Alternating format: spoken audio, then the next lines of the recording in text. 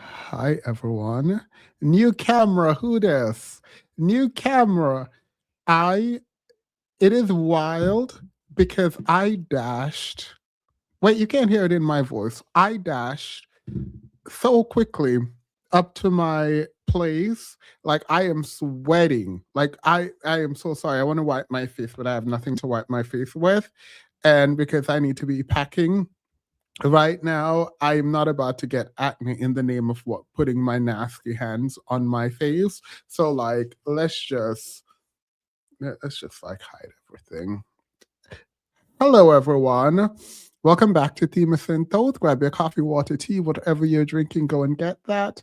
Let me know. Drop a one if you can hear me. Drop a one if you can hear me. Because girl, tell me why I'm not spoiling you. I will not be here on Friday. There will be no live on Friday. And so I wanted to leave you guys with something. I should be editing a video for Friday, part two of the video that I put out today that you guys have been watching and commenting on and engaging with. I appreciate that YouTube notified me that y'all are going wild on that video. So, period, good for us. So that's happening. And part two already filmed, and I'm supposed to. No, my skin is not on fleek. What you see right now is sweat. What you're seeing right now is sweat. It translates very well on the camera, but what anywho, so part two already filmed. Part two of Diddy's documentary has already been filmed. I have two video that I need to edit. I need to pack. I also need to go back to work right after this. There's just too much happening for me right now, but I wanted to come on because I'm not going to be here Friday. And if I don't get to finish editing my video by Friday, at least I gave you this live. Okay. So I am here and I'm watching Jessie Woo. And I'm like, girl, what is happening now? What's happening? And Ladarius is named from Dear Dusty Wifey, like Dear Wifey, I'm a Dusty. Whatever that podcast is, there's no Dusty in the word, but I'm trying to add Dusty somewhere in the title. And as I'm watching, I realize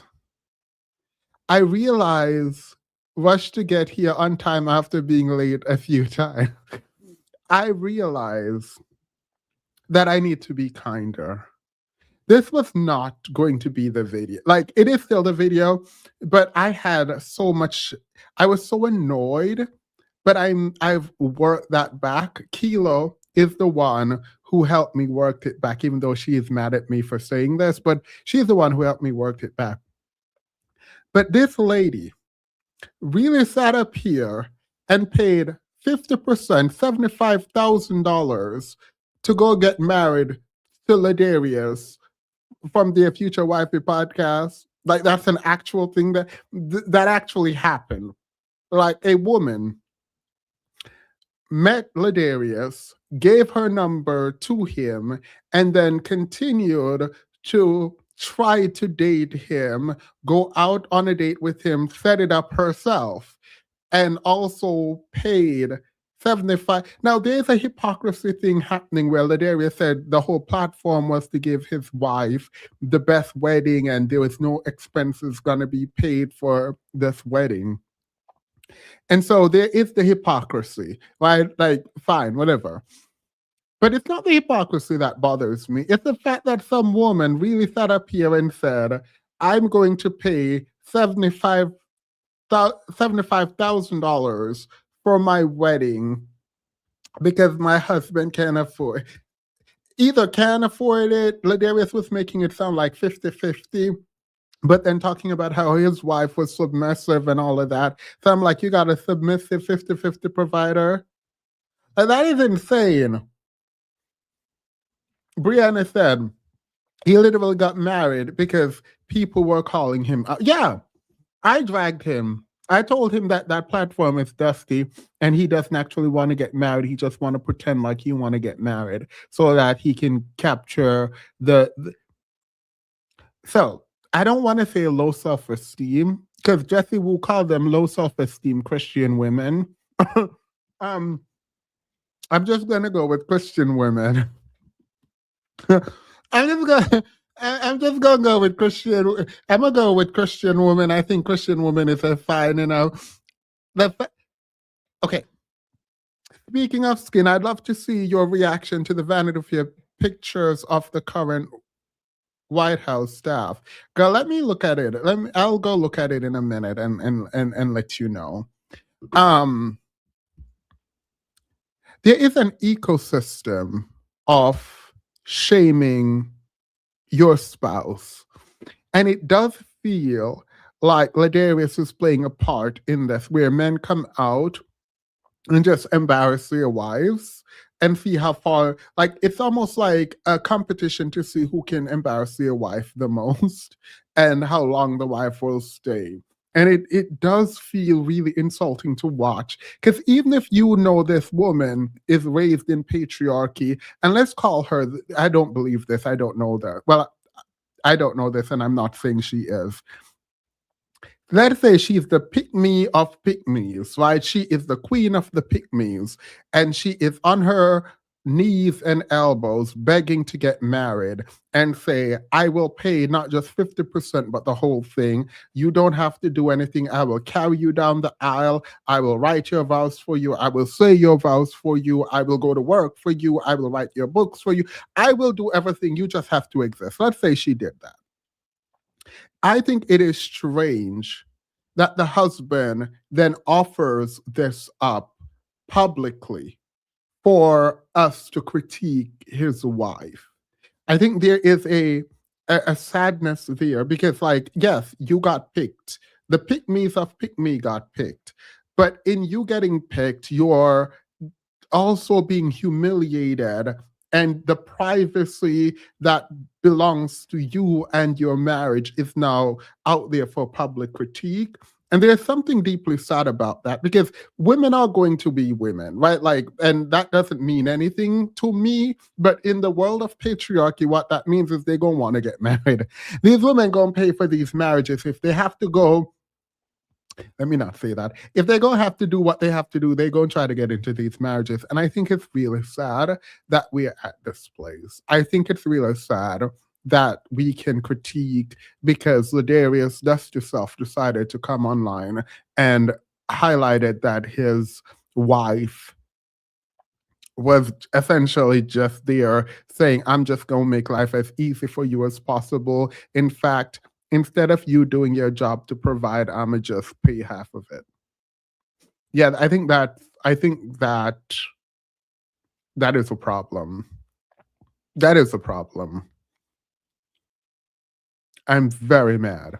Anywho, I'm not here to talk about Ladarius and his dusty marriage. I am not.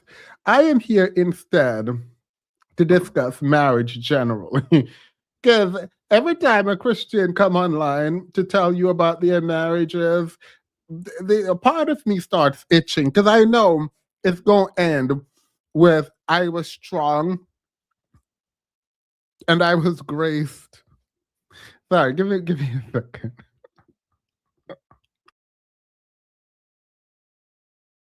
It's gonna be something about how they were graced to stand firm in their marriage when the man was cheating.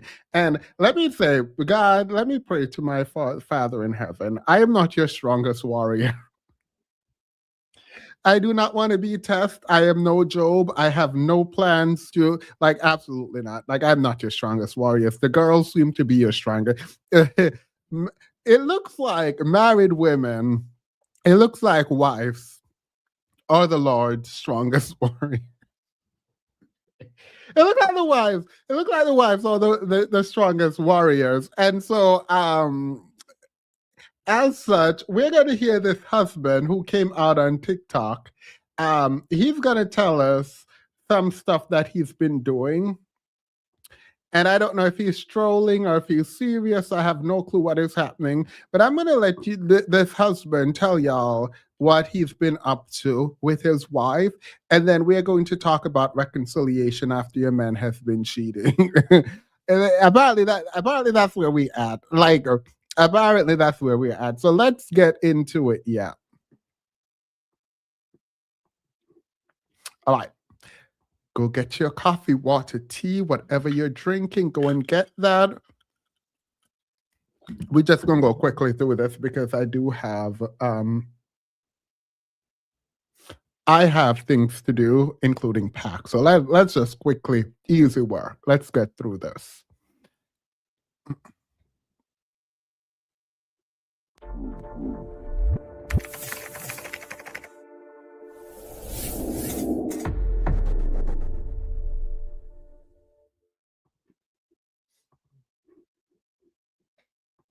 It's a long one, but watch this and then we'll talk. When I first like started to officially cheat, right? It did not start off with me like sleeping around and stuff like that. It started off with me getting like sexual favors. So like anybody who's familiar with Rush Hour, Chris Tucker, when he went to the, he was like, I'm going to the Asian massage parlor. And then, he went into the place and it was like a bunch of like beautiful Chinese women that he could choose and pick. And then they all surrounded him. I thought that was what it was going to be. Let alone that was not the situation at all. Like I went there like first time, right? And it was like an old lady, like a real old lady. Like it put my guards all the way down.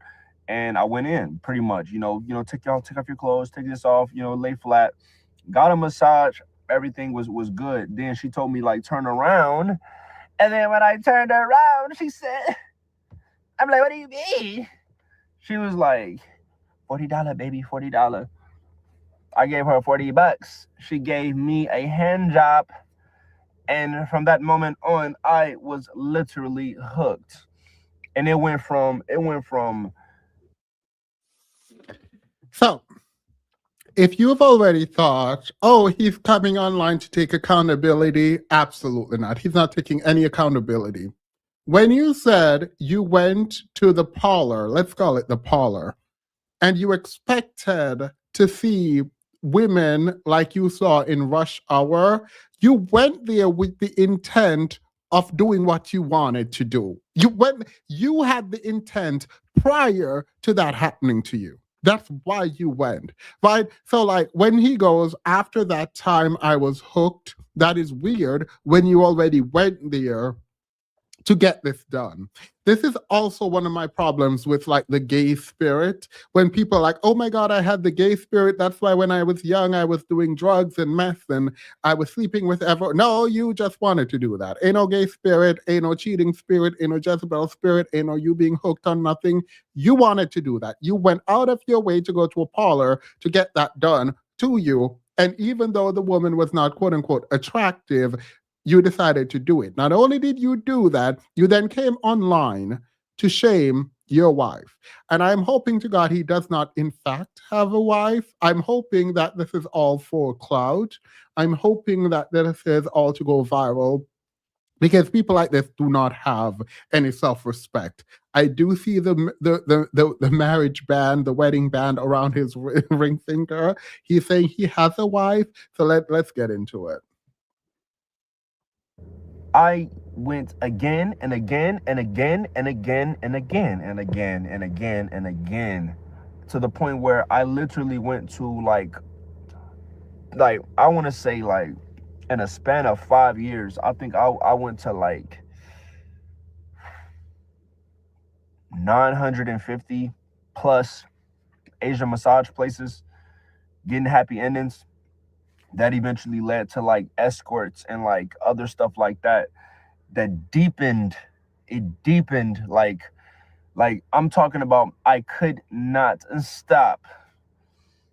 I couldn't even be trusted with like $50. That's how bad it was. Like you know how people have like gambling problems? I had a problem when it came to Asian massage parlors. It was bad. The moment I would get, even if we had like a Christmas party at work, and oh, you Jarvis, you won $50. Immediately from head to toe, my body would start to burn. Like it'll burn, shake. Like I would literally, there were times where I'd be at hotels and I would literally be shaking. I don't know if you guys seen that movie Black Snake Moan. My body was literally shaking. because I was desiring it so much and I was trying to fight against that sexual pressure. It led me to all sorts of places, escorts, doing favors, all kind of stuff like that. And it was just a no-go. It was a very, very bad situation that applied so much deep and negative perpetual pressure on my relationship with God, my relationship with my wife, my relationship. Yeah, I realize at no point. Sorry, I had to laugh. Someone said someone's abuelita, and I was on the floor for a second. You realize at no point he takes accountability. You realize throughout this entire thing, there's something is causing him to do something else. Y'all do realize that, right? At no point is he talking about himself. No, this is an addiction in his mind that led him down the path of, again, laying with anything in sight. That's insane. And I'm sure you know what, he probably is married, and the wife they are talking about, she fighting demons. I promise you, he probably is in fact married, and the wife is there sticking beside him, fighting demons, thinking this is his, like, come to Jesus story. What do you call that? His testimony. This is his testimony. At home with my children, my babies, and just period. Like I was disgusted with myself. My self-esteem got lower. I was literally destroying my wife's self-esteem, destroying my self-esteem, and it felt like I could not. Correction, you weren't destroying your wife's self-esteem. Your wife just didn't have self-esteem. You can't destroy. I'm so sorry. I am so sorry. If a woman is sitting, let me leave that alone. Let me retract everything I said about her, his wife. That might be a beautiful, amazing, kind, godly woman. Retract. I stopped. There was times where I would get off the table after an Asian massage parlor experience, and I would literally be fully unclothed on the ground crying. Like, I'm talking about, I was so emotionally broken, completely broken. Hey V, sending a lot of hugs. A lot of times men, we feed our sexual desires for years. I'm talking about for years.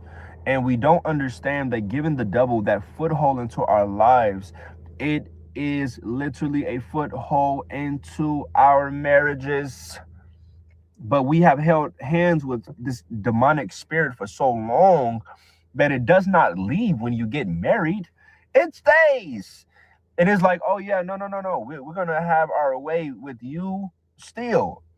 And it pulls you. Then you have all of these women that come and all of these new suggestions and all of these new desires that come, these new women that come. The enemy will keep pulling. And that's what happened. So I met the girl at my job. This is the primer. This is not the video. If this were the video we were going over, we would have been done. But I do think men in Christianity must be living their best life. I think Christian men with Christian women are living their best life. I do. I think they're living their most depraved, disgusting, degenerate life, because all they have to do all the time is just tell the woman that they're fighting spirit and that, like, the wife needs to arm herself. The wife needs to arm herself to go up against these spirits. I'm pretty sure, I believe Christian men just get away with pretty much everything at this point.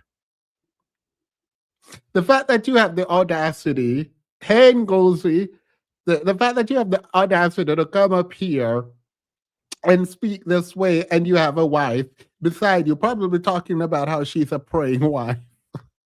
Probably, like, she probably in the church showing this video to show how good and righteous she is in changing him. Like, she is probably surrounded by a group of older women counseling her about how great it is that she's stuck beside a cheating man. I promise you that's what's happening.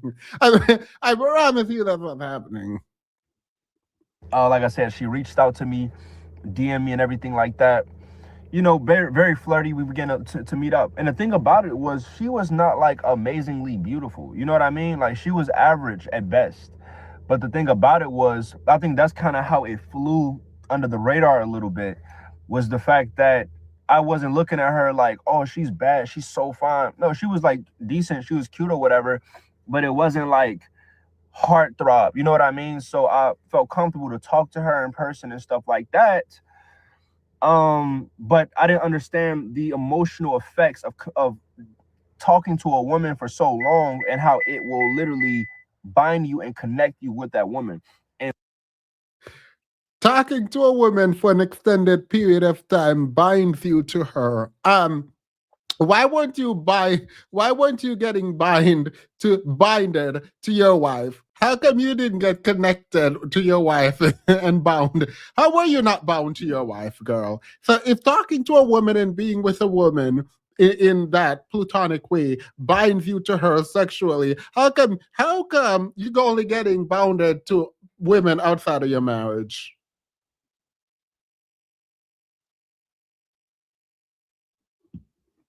we built a soul tie. We trauma bonded so fast, so quickly. Sorry, y'all trauma bonded. Were you causing the trauma? Were you abusing her for y'all to trauma bond? Or was she abusing you for y'all to trauma bond? Or was it that you were in a marriage that is causing trauma for both of y'all to trauma bond? Because I think you expect us to believe that trauma bonding means y'all share your trauma separately and y'all came together because you have trauma. But that's not how trauma bond works. So I'm going to go ahead and use the correct definition of trauma bond and just assume one of y'all was abusing Leon. He's just out here just saying words. Just out here. Yeah, send it to him. He probably on TikTok right now. I probably no, I don't want to interview him. Actually, I do not. And that's when, things got out of hand and stuff like that. It took me.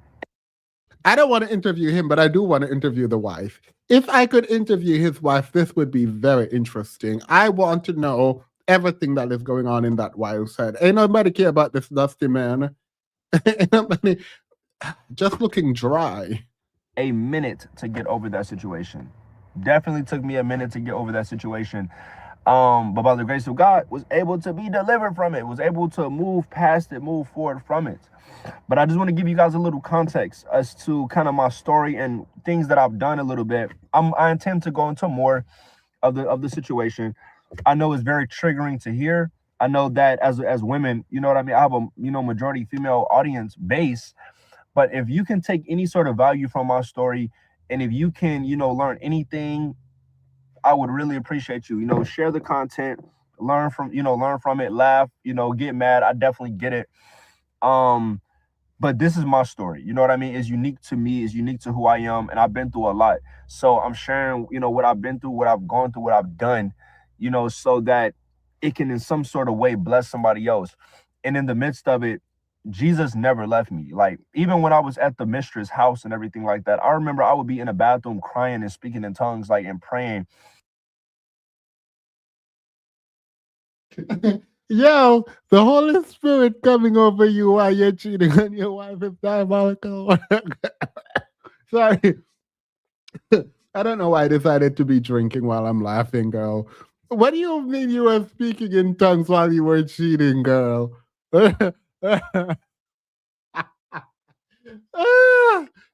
Period. So this is a holy man. If you're speaking in tongues, you're a holy man. So God, this is one of God's favorite. This is one of God's. I'm just laughing. This has nothing to do with what I'm going to be doing. It does. I just need to set the groundwork before we get into how to deal with cheating. Like, literally, like, asking God to help me, like, in those situations. The whole time, my wife never stopped praying for me. She never stopped, interceding for me. Neither did my mother.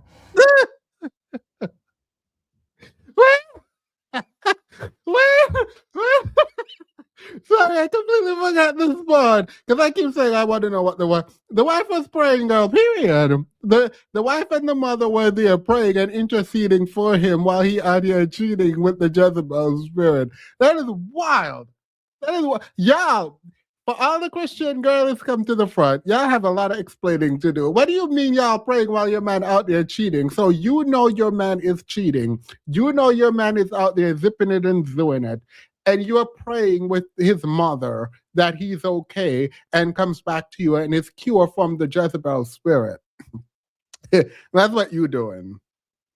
Girl, if y'all don't get your low self-esteem up off the ground, off your knee, talking about you're praying to some guy. These situations, cheating is a very bad that's a very bad habit. It's a very bad mindset. It's a very bad decision to do, and I am advocating against it. I don't think that it's cute. I don't think that it's funny. Even though I'm very humorous, I think that cheating is a very bad thing, whether a man is doing it or a woman is doing it. So cheating is something that I have taken complete accountability for, and it takes strength. It takes perseverance to continue, in the path of fidelity when you've been in it literally your entire life. I seen my mother get cheated on. I never had like a consistent father in the house anyway. Like my dad was out the house and he cheated on her. You know what I mean? And Wait, so this is the generational cheating. So in his mind, it's in the bloodline. There's a demon in the bloodline that he has to get rid of. Not that he's a degenerate just like his pappy. It's a demon in there. Mind you, you think this mother, I probably should come online. You think this mother is going to sit there and tell the daughter-in-law, I've been cheated on. I think you should grow some self-esteem and leave. You think she go, no, she going to sit up there and probably say, you can deal with it because I went through it. This is how men are. Got to take a little bit of cheating. Actually, let's pray together. You and I will intercede on his dusty behalf. A generational demon is wild. A generation to evoke a generational demon in your bloodline for cheating is absolutely diabolical work. So we've gone from single men speaking on how they get multiple women to marry men, also speaking multiple women to married men. Sorry, also speaking on how they get multiple. Yeah. Yeah, these women like, oh, you need to get married before you do this, and you need to get married and marry and marry. This is what you're married to. This is the marriage. Until otherwise noted, I'm just going to assume your marriage is something similar. Until otherwise noted, I'm just going to assume your man cheated. This is... It's not right, and I get it, but I'm just gonna go ahead because every time I see a couple and I'm like, oh, blah blah blah, they're like, yeah, there was some ups and downs in our marriage. Every time I hear ups and downs, I'm like, so he cheated. Every single time. I don't ask, obviously, but they're like, marriage is not a bed of roses. It takes a lot of work, and there was some ups and downs for a couple of years. Like, all right, girl. It's giving he cheated, but I'm not gonna ask because I don't want to embarrass you. And my stepdad, he constantly cheated on her, so I thought I was following really after my biological father's patterns, but really I have been continuing my stepdad's cycles and what he did to my mom, because that's what. Wait, your dad cheated, your stepdad cheated, you're following both of them. Wait, how do you say both of them? It's both of them. You ain't gotta pick. You don't gotta pick. You can have both of them. Like Sweetie said, the famous philosopher turned rapper Swahahiti said, "I want both of them. I don't want to choose. I want both of them." What I seen. So you can't make an excuse like, "Well, I seen it." No, I have sons. I have 3 sons, so I have to make sure that I am creating a new cycle for the next generation. You know what I mean? So I hope that this encouraged you guys. Love you. I'm not sure what he was trying to encourage us to do. I don't know what he was trying to encourage us to do. He seemed very excited about his rendezvous with the granny, the Chinese granny or Asian granny or whatever granny he was. Can you imagine? Can you imagine finding out that your husband has been zipping it and doing it with every older woman by 70 years old, just out there zipping it and doing it with 70-year-old prostitutes?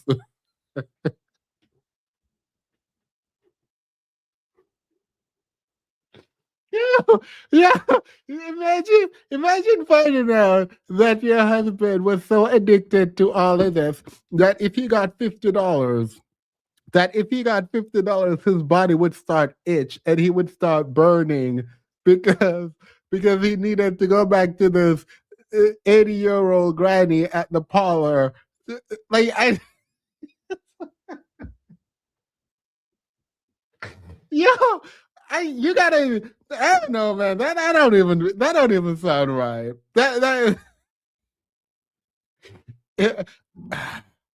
You say he was burning, and you out here getting pregnant with him is absolutely diabolical work. Symbolism equal bar is so low. Let's jump the broom. Yeah. But again, this is not why we're here. Why we're here is I found some people telling us how to deal with infidelity. And I was like, anyway, I'm not going to just watch this by myself. We're going to have to watch it together. So keep in mind the kind of cheatation that we see happening. And now listen to these people, 2 men, 2 pastors, and then 3 women are going to be having a conversation. And I think we do need to talk about this foolishness. I think we do. So here's what the pastor had to say about cheating. From my marriage and from a few relationships, sometimes things go wrong and they are very spiritual. Let me say it again. Things go wrong and they are very spiritual. The problem is that when you have talked, you are in a marriage or you're in a relationship, when you have talked and the talk is not doing it and all that, please, I need you to switch level.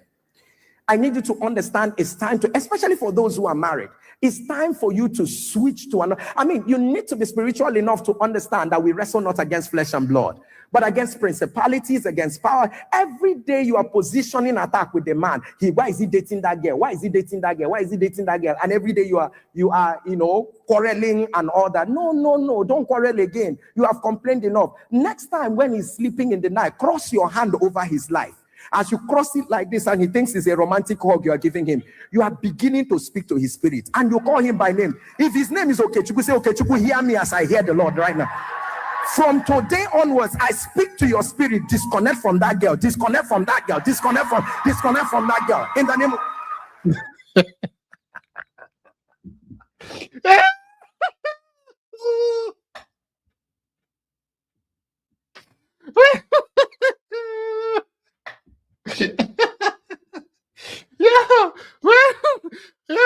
These men got y'all out here looking silly. The Christianity in these men have y'all out here looking a hot mess. Your man is cheating and you need to hug him and speak to his spirit and tell his spirit to disconnect from that girl. And Okechukwu, the next time that girl will see you, she will see the glory of God. I impart it into your life. I impart it because the weapons of our warfare are not carnal. They are mighty through God to the pulling down of stronghold. So please stop complaining. Stop trying to. You have complained enough. You have quarreled enough. Please switch the battle. I want you to take the battle to a different level altogether. Because the truth is that you are seeing the serpent while the devil is responsible. You are seeing the serpent while the devil is responsible. Or as it is, a woman actually did this. I gave it as a funny example someday in my church while I was preaching. And the woman came back and told me, Pastor, it really worked. And what was the example? And I was like, some of you here, you'll be quarreling with your husband. The advice while your husband is cheating is to not be quarrelsome. Don't attack him. Don't fight him. Just hug him and pray for him. Not him in the physical, but in the spiritual, because you're not fighting against flesh and blood. It's not your husband's flesh that's meeting another person's flesh. It is his spirit that you need to address. All right. So that's the first element. That's where the Christians are taking this. But it's not done yet. It's not done. We have more. We have more. Bottom teeth is gonna expound. Bottom teeth is about to expound on it some more. Bless God for all of you, our viewers, and for all the feedback that you're sending in. And it is from those feedbacks that I've chosen a question that I want to answer. And the question is, what do you do when you find out that your spouse or when you find out that your husband is cheating on you?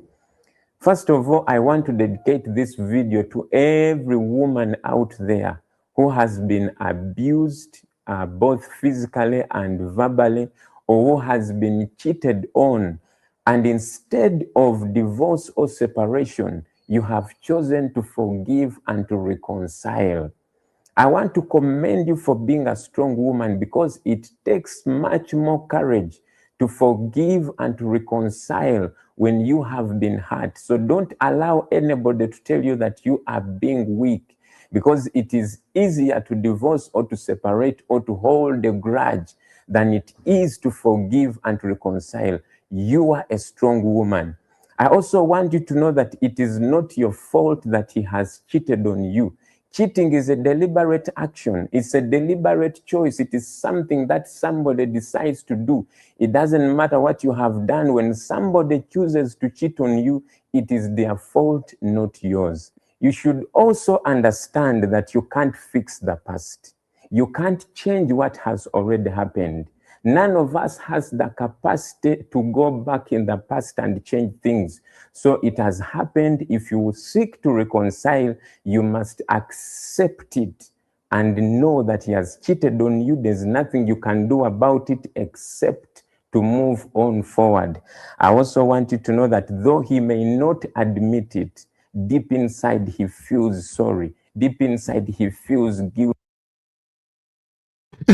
though he might not admit it, deep inside he feels sorry.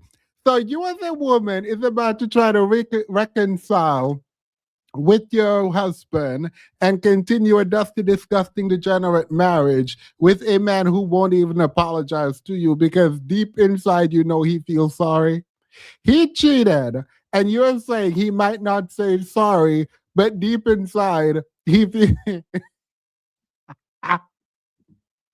Yo, ain't no way, girl. Ain't no way these wives out here doing this. And what do you mean? What do you mean? Deep inside, he might not say sorry, but deep inside, the least you can do is pretend like you're sorry. That is like the bare minimum. That is like the bare stuff minimums, right? Like, I'm not like being hyperbolic, right? Like, it does not make sense to even move forward with a man that is cheating. You find out and you're gonna say, oh, deep inside he sorry he cheated. deep, why is it not on the surface? Why is he not saying it? Why can't he say it? Because even in him cheating and y'all staying together, you are going to attempt to protect his pride.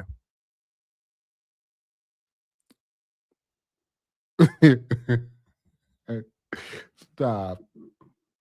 I do love a tap gap though, but look, this is just aesthetic preference. If no one is bad, this is not bad. You can have a gap wherever you want.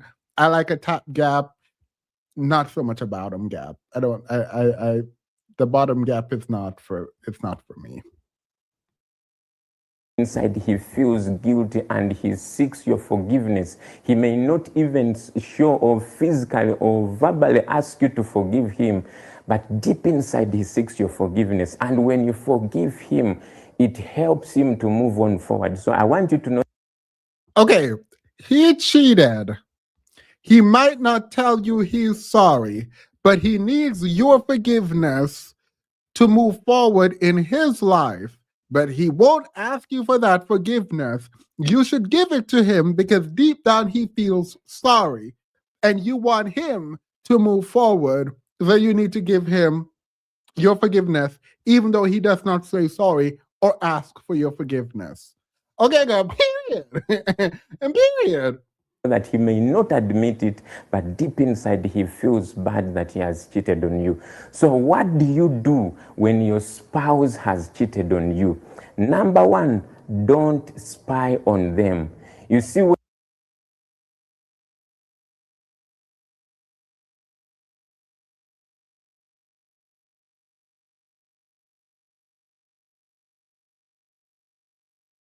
Don't spy on them is nasty work. But let's hear it. Let's hear it. when your husband is having an affair, your marriage doesn't need a follower, it needs a leader. Your marriage needs someone who will choose to do the right thing despite of what has happened. So you can't spy on them. Don't check their phones. Don't check their emails. Don't follow them around. Don't hire someone to spy on them. Why shouldn't you spy on them? Number one, spying will reveal to you stuff that will make your reconciliation journey a little bit difficult. You might find Don't spy on them. Wait, don't spy on them because you might find things that you don't like. So just hide from the truth. Do not uncover any truth. Just go ahead and forgive and not know anything. Stay in the darkness. His advice. Yo, don't look for things because you might find things. And it might make you forgiving him and moving forward. It might make reconciliation harder because of what he doing. And so it's better for you not to know. He's not going to tell you sorry. He's not going to ask for forgiveness, but he needs it. So you need to freely give it to him without asking him for anything. And also do not spy on him because what you know might not be the extent of everything that he does. And if you find out more, you might not want to reconcile. So stay in darkness, give forgiveness, even though he doesn't ask for it, and don't say sorry. Period. Period. Find out stuff that will hurt you even more. So it's better that you don't spy on them. Secondly, spy is another form of betrayal.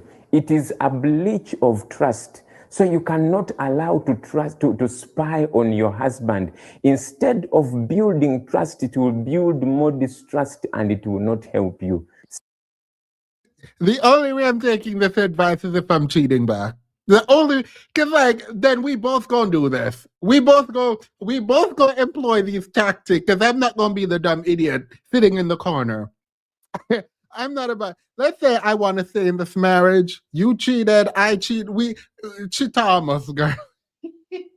We all cheating, girl. Everybody cheating. Everyone cheating. I am so sorry. We all going to cheat. Yeah, I mean, because if you're gonna forgive me and I'm gonna forgive you, and we're not gonna look up anything, we are gonna do it. We are doing it. Absolutely not. Absolutely not. You tried it. Secondly, don't seek to know why he did it. Seek to know how you can end that affair. So many of you want to confront this guy and ask him, why did you cheat on me? What exactly haven't I done well? That will not help you. Well, your focus should be on how can we end that affair, not on why he did it. Yo, yeah, this is insane. This is insane. And let me look in these comments, actually. Let me look in these comments, because one thing's for certain, two things for sure. I am sure there are women out here saying thank you. I am sure there are women out here saying thank you. Let's verify. From TikTok have just subscribed to your channel. Your teaching have made me make a decision in my life. Been married for 9 years, and for the past few years, my husband has really changed, and I've been crying. Yeah, women. I thought crying, have been crying and talking and talking. The more I talk, the more things get worse. Have asked God to forgive me and give me spirit of endurance. Girl, these sentences don't make no sense, but you asking God for the spirit of endurance is nasty work. Asking God, asking God for the spirit of endurance in your marriage is absolutely diabolical work. What? What?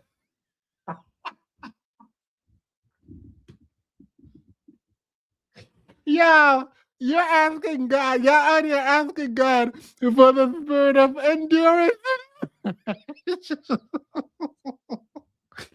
Ain't no reason. Ain't no reason. Zero reason. Spirit of endurance and calmness. I'm tired of fighting battles. I am tired of fighting battles I can't win. Silence is the key to help me. So help me.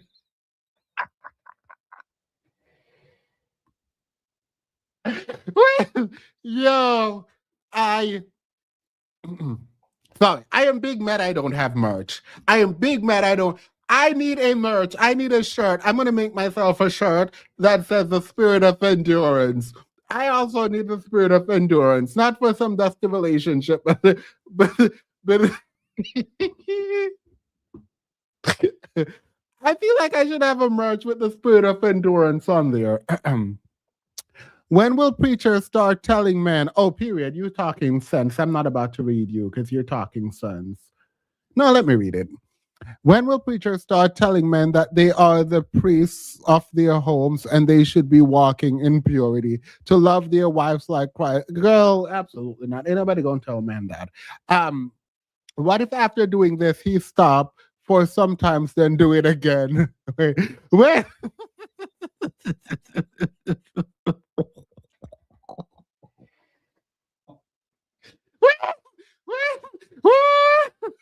Then do it again, girl. What do you mean? Then go back to praying or whatever he's talking about. Do it again. Put it on repeat. Rinse and repeat. I don't understand. What do you mean? What if after doing this sounds very personal? Repeat the steps.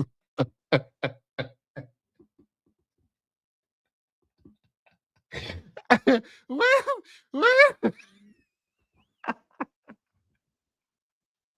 girl, the fact that he hearted it and didn't even respond is diabolical. The fact that he hearted this and did not, I am crying. Girl, I'm crying.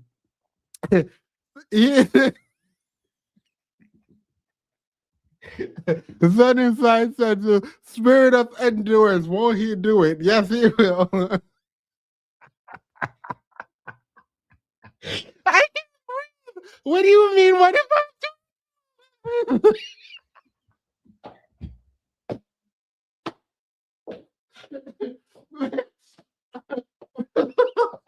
Wait, these women are like really out here asking.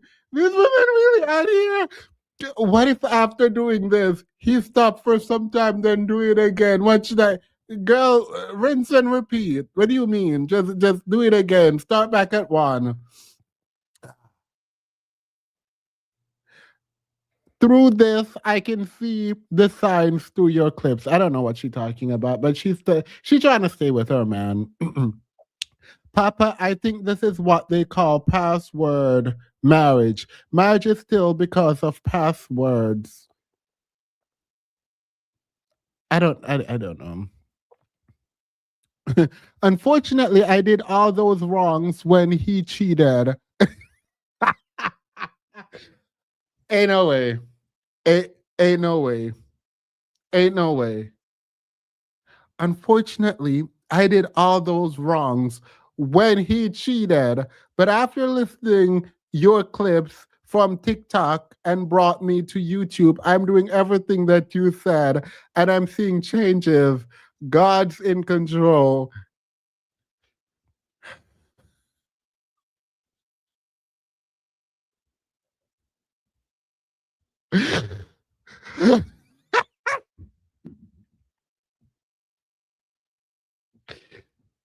It's a wrap. It's a wrap. It's a wrap. All the feminism, it's all a wrap, girl. It's a wrap. Mm-mm. Thanks for courage and strength. I now know.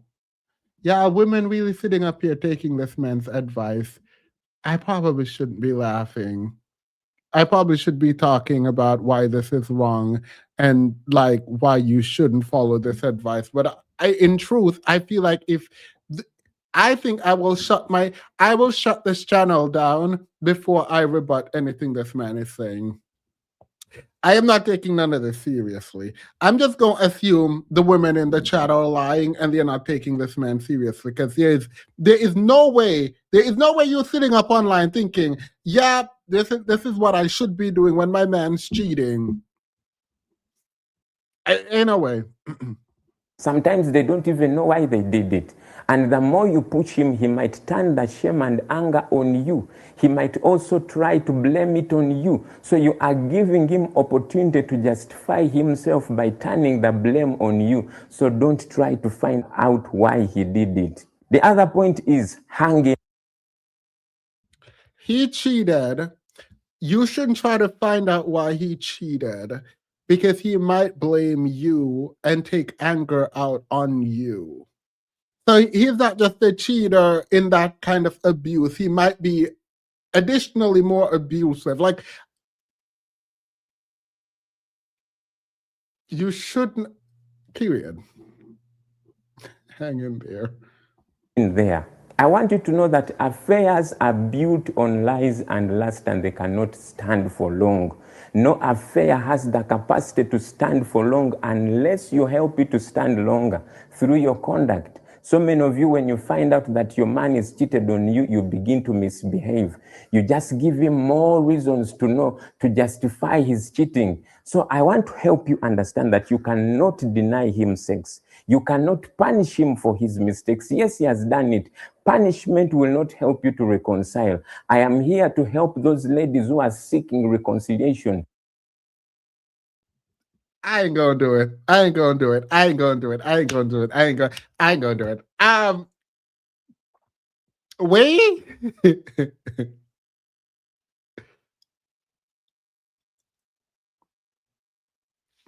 All right, girl. The point is you can't punish someone that you seek to reconcile with. So hang in. Oh, you punish people a lot. There are a lot of people who do bad things that get punished that you reconcile with. Like, what do you mean? You can punish him. You should, like, again, don't go against the man. This is for the Christian girls. The Christian girl is getting educated. There and give it time, it will die so soon. The other point is treat them with kindness. You might say they don't deserve it. How can I treat a man who has cheated on me with kindness? But my advice for you is, if you want to spoil the affair, if you want to restore your marriage, you are not going to treat your husband the way he is treating you. You are going to treat him the way that you want him to treat you. The Bible says, do unto others as you would or as you want them to treat you. First of all, I want you to understand that kindness will inspire him to become better. You know, when somebody has treated you bad and all you do is extend kindness to them, it begins to tug on their consciousness. And if that man had any conscience, he would not be cheating in the first place. That's the first thing. First thing. Second, have you ever heard the concept of a doormat? Have you ever heard the concept of because if this were true, if human beings did not take advantage of people when they can and when other people are not willing to stand up for themselves, then the concept of a doormat would not exist. If you sit up there and allow this man to cheat, go ask Cardi B. Go ask Cardi B, girl. Seeking to justify their cheating or their affair because of your conduct, by blaming it on your behavior. They will have no justification if you're treating them with kindness. So kindness will help your marriage better than when you choose to treat them with rudeness. Now, I want you to understand one thing, that your behavior is very important in the reconciliation of your relationship. Your conduct is so important. The Bible says in 1 Peter chapter 3 and verses 1, wives, likewise, be submissive to your own husbands, that even if some do not obey the word, they without a word may be won by the conduct of their wives. Verses 2. That scripture. Wife, be submissive to your husband even when they are degenerates. And a lot of Christians like to lie, they like to skip, they like to jump, they like to duck, they like to dive. You're lying. It says be submissive even when your man is a degenerate. That's what that Bible said, so that you will be blameless in the eyes of the Lord.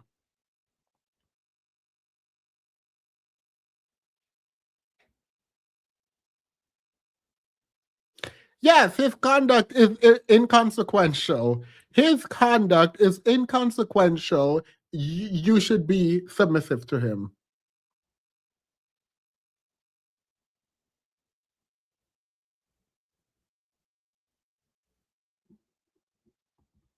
When they observe your chaste conduct, Melanated, no, I didn't hear about this. I'm going to go look into it, though. I'm going to go look into it. accompanied with fear.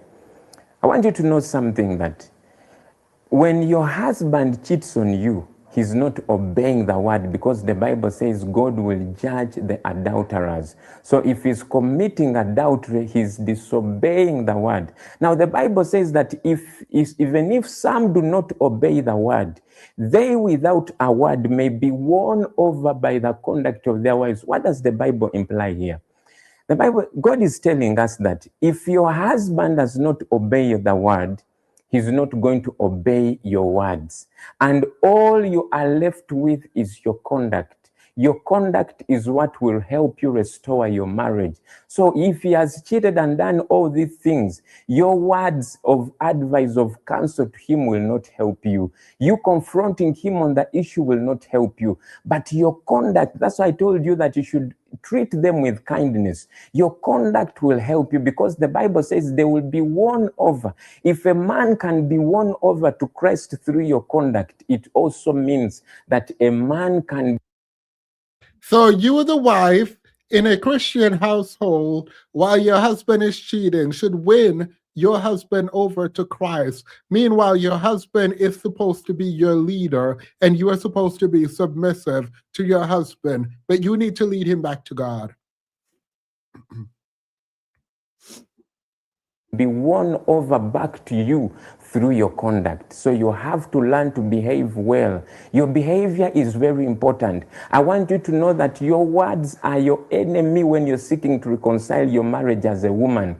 Your biggest ally is your conduct. Your biggest ally is your good behavior. If you seek... I thought it wasn't her fault if he cheated. I thought it wasn't her fault if he cheated.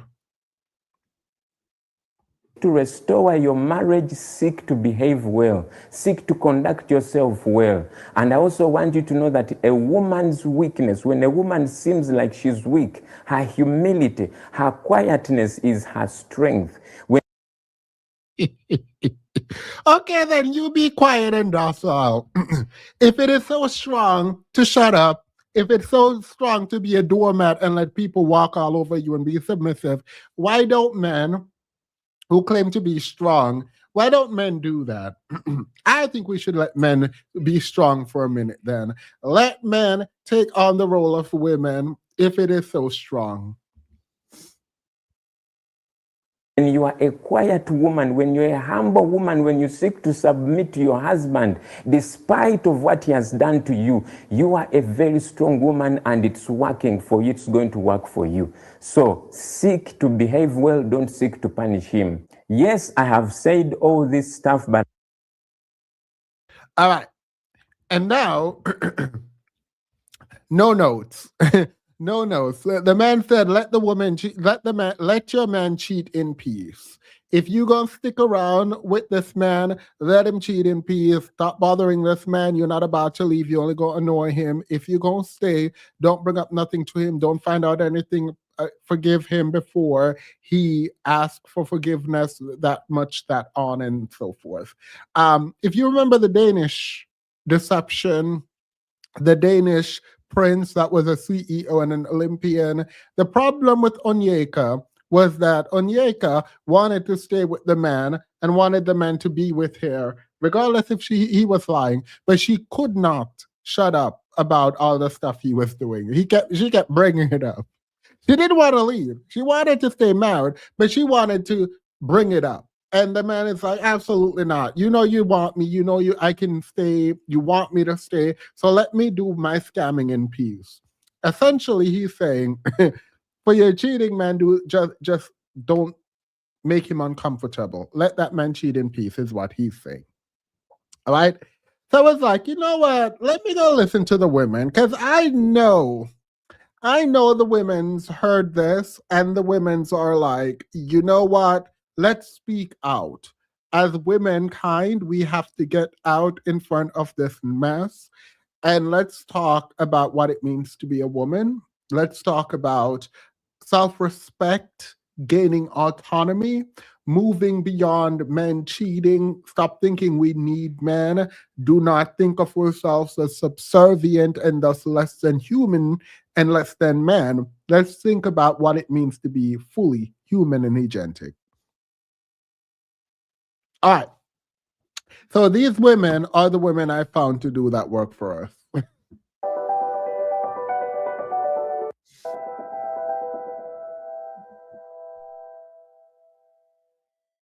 Hello, everybody. This is Akos Musings. Here we muse about issues of life and then we make constructive adjustments moving forward based on the conclusions we come to. As usual, today I have with me my wonderful panelist, Rachel. This woman has 10 years marriage experience with more than 10 years. More than 10 years. Marriage is about to cry. More than 10 years marriage experience with a beautiful family. She's a marriage counselor, the CEO of Rachan's Logistics. For all your freight and logistics needs, you can contact her. I will leave her contact details in the description box below. Right next to her, we have Harriet. She's the CEO of Jepo Cosmetics, where elegance meets affordability. Okay, forgive them. They don't. This is their first podcast. They didn't have their little note card to like talk about the guests. They did. Period. All right. you can contact her for all your cosmetic and then, in fact, perfume. She has this powerful perfume I saw on Instagram. I'll get it. I'll leave her contact in the description box and you can contact her later on. Now, the topic we're going to discuss today, someone actually contacted us that they should help her with it. And I'll say, so the topic is cheating in a Christian marriage. She's a Christian, her husband is also a Christian, but she just found out that someone is cheating and it's a husband, and she doesn't know what to do with it. She's in a Christian marriage. It is her and her husband. She just found out someone in her marriage is cheating, and it's her husband. Who else?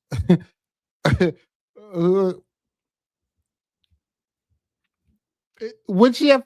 Is it possible that she could find out that she was cheating? If it's a And so she wants us to help her. And so with me to do this discussion, it's Rachel and then Harriet. So we are starting with Auntie Rachel. So as a child of God whose husband is cheating, her question is, what should she do? Wow. This is an interesting topic to discuss. And I believe that a lot of people find themselves in this situation, Absolutely. especially because they are Christians. It becomes difficult to just decide to leave the relationship. Mhm. And I believe that this was not the behavior of the gentleman before they got married. Actually, she said it's not. Okay. It wasn't like that. So it's a new thing that Yeah. has come up. Okay. So if that is the case, then what I believe is that she must check herself, because for any change, there should be a reaction that brings about the change. And so she should check herself. Is it something that What should a woman do when that woman finds out her man is cheating? Pink Dress says the woman should check herself, because for a change to come about, Princess said, wait, what? You heard her. Don't pretend you know you play it again.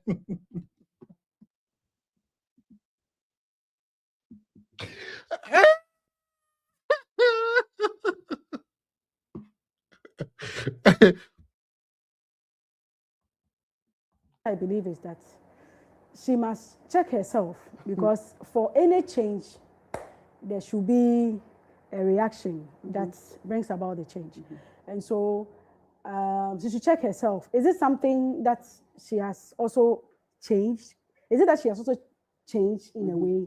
Because you are with the man, and if something should change with you, it will directly also affect the man. So is it about Yeah, tell me this is not male worship. Tell me this is not straight up. I am glad Finn, I think Finn is the one who coined that phrase, right? The whole male worship thing. Because what do you mean? For the man to cheat, that meant something had to have changed in the woman. So it is the woman's fault that the man cheated. That's what this woman is sitting up here laying on the couch talking about. This is what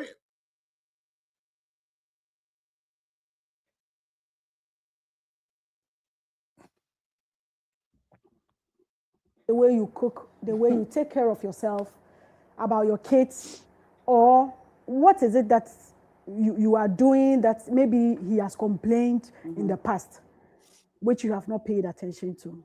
You can look at these things and then find out if anything of that nature has changed in the house, or if there is something particularly he complains about in the past, which you have not taken a critical look at. You can look at that and try to work on it.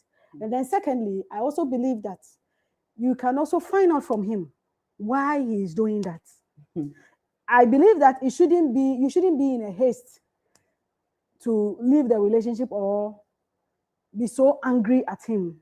Okay, because if nothing has happened, I'm not sure he will just go. Well, some people do it for fun because maybe their friends are in it.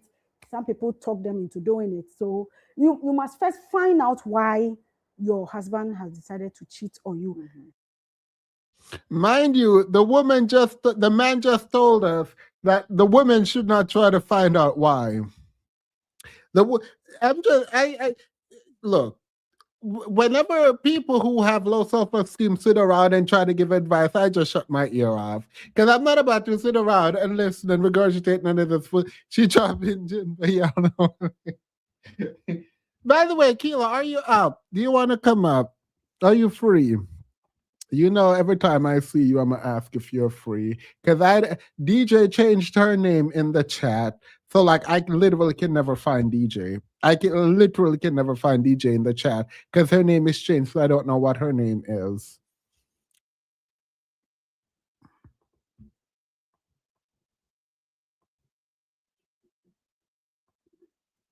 I'm sending you the link. I'm not waiting for your response. I'm just gonna go ahead and send you the link. That's just that on that. You can do with it what you will.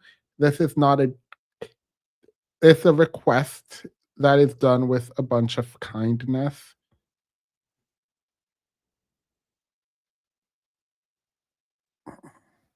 All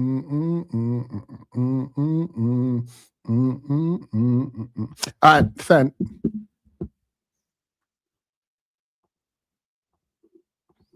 And then if you get the the reason why he's cheating, then you can decide to work at it. Okay? Because I know that for women, as we are, once we get married, especially when the children start coming in, our attention becomes divided. And when we are not so careful, we forget that there is a husband in the house. There is someone who needs that attention more. You see, sometimes when your baby, when you have a child in the house, sometimes you forget that there is a man in the house that needs that attention more. More than who? More than that child? When you have a more than who?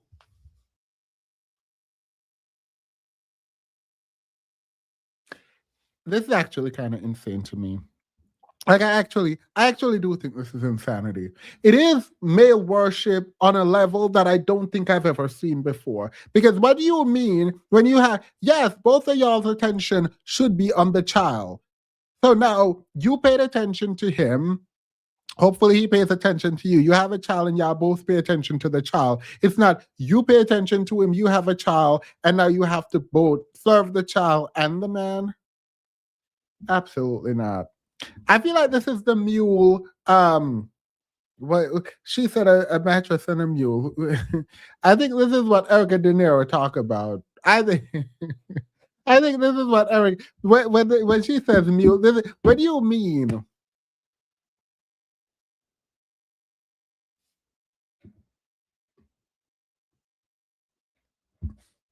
Keela has not been responding. She probably on her way home from work.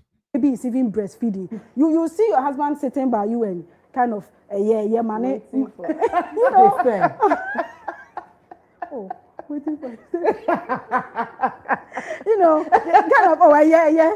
If I don't go to one idea, you know, they want. I said they. Hi, Sober Bobo.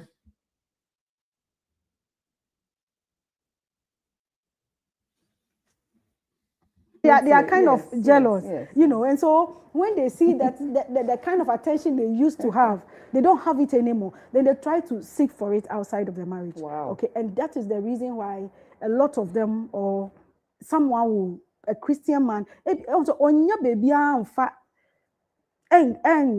what's that? And so they need women to pamper them. And so when a man is not getting that kind of affection, that attention, he feels jealous. Sometimes I was in yes, but recently there was an issue. We went to visit a friend of ours who was bereaved, and you know, he was telling us about. Yes, I think there are some women who do fundamentally believe that their job is to work for men, unpaid, to care for men, to pour into men, to uplift men. And I think a lot of that has to do with the fact that a lot of people, and I think patriarchy breeds this and forced women to believe this, that you don't have any value outside of caring for your man in a very specific way, right? You are mothering him. You're giving to him everything that you would give to a child. And when you do have a child, you now need to figure out how to give the child what the child needs and also give the man what you would give to a child in terms of your attention, in terms of your care, into all of it. Because the way she's so proudly talking about this is her. She's talking from experience. She's like, I am a good woman because I cook, clean, pamper, take care of. Like, she's giving herself fully to her man and her child, period. And for a lot of women, that's what life is. For a lot of women, that's what life is. Now, add the element of he's cheating on you. And so she's like, well, girl, it's your fault because you didn't care for him enough. He cheated on you. He made the decision to cheat. He's the one who did that. But somehow, instead of focusing on the cheat, she's going to focus on the woman. Even if the woman is being the worst partner in the world, you can leave. There is no excuse for cheating that includes the other person you're with. None. But this lady cannot understand that. And I do think there is a lack of value in oneself that allows you to think this way. And I don't think it's Christianity only. I do think Christianity is part of the patriarchy in creating this mindset in women. Let me be very clear. I fully agree with that. The issue, though, is I don't actually think a lot of women believe in Christianity in this way because they will ignore every part of the Bible that tells them that a man should provide. They will remove all of that. They will not engage in any of that. They'll have premarital sex. These women pick and choose, right? But what I found, and I said this in my video earlier today, is that people use the Bible to justify things that they are already going to do. People say they hear the voice of God to get them to do things that they already want to do. Women talk about God told me he's my husband when everyone likes this man. It's not God that is telling you you should be with this man. It's your hormones. You find him attractive and you want to be with him. You find him rich and you want to be with him. Ain't no God telling you nothing. Because all these people like, oh, I thought God said this. You thought wrong. God ain't speaking to you at all. There's this like thing they're like, oh, we need to talk about how to hear the word of God and how to listen to the voice of God. Ain't no voice of God, girl. Becoming. This is my personal philosophy. I am a Christian, but I don't believe in the Bible in the kind of like literal sense. I think it's a general metaphor for like human existence, and I'm still piecing through that. But anybody about to sit here believe that anybody come from the rib of a man? I don't believe none of that. I think these are parables that help explain human existence from some kind of philosopher. But I ain't gonna fight you on that. You believe what you believe. I believe what I believe. I'm gonna think about it as an allegory. I'm just gonna sit up here and watch y'all tell me that God told you that the hottest guy in the class is supposed to be your boyfriend. How come God ain't tell you the ugly one in the back is supposed to be your boyfriend? So God ain't never told y'all that this ugly looking one in the back should be. All right, girl. All right. You go sit up there talking about God wanting the best. No, you just want to do what you want to do. The fact that the baby, their baby, would not sleep anywhere else than the bed. That's on any urine that's on. Meanwhile, they've provided the baby a cot, and the man can't understand. And it is who's akwalano cry and who hima akwalano so who's akwalano so never found some who you know. And so some of these things, you know, it brings some conflict, which you know, see, but Maya, we don't pay attention to it, and so I believe that you must look around. You must be more attentive to some of these things and then work at it. Once Onyahu said the love is coming back, the attention is coming back, he doesn't see the need in continuing that kind of relationship. And, you know, you need to talk them into, you know, making them feel that it's a commitment.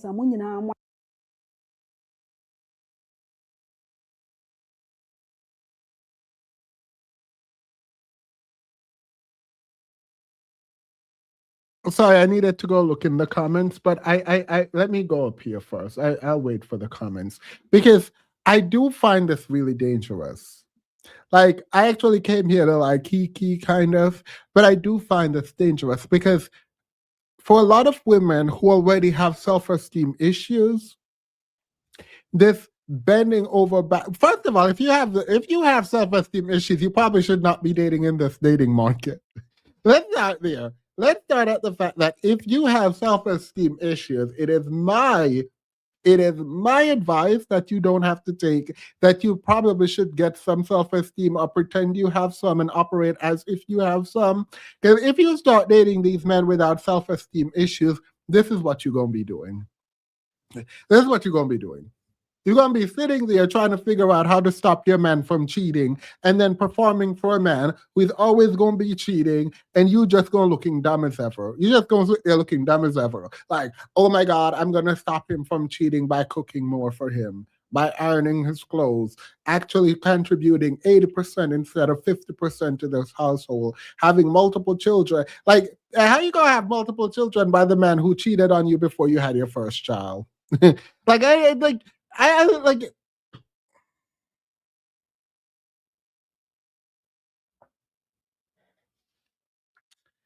I heard this story, and I'm not going to get into it. But this lady was like, "Oh, after my first child, I decided, whatever, I'm going to fix my life." And I met this guy, and I found out he had a warrant for his arrest. This is on YouTube. This is someone telling their story on YouTube. I found out he had a warrant out for his arrest. He turned himself in. And then when he came back from prison, doesn't say at all what he went to prison for. I thought we were gonna work. He cheated on me once, and we tried to make it work, and I had another child with him. So you had a first child, daddy not there, and you decided that you were going to date a random man. You found out he has a warrant. He goes to prison, comes out from prison, cheated on you, and you decided, yeah, that's the one I'm going to have a child with. Should I play that? No, I'm not going to play that video.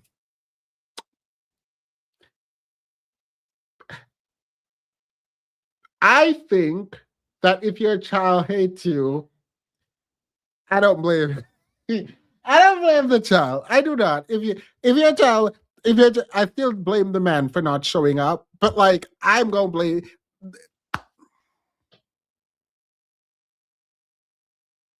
I just don't understand the decision making. Like I don't get the decision making process. I don't get it.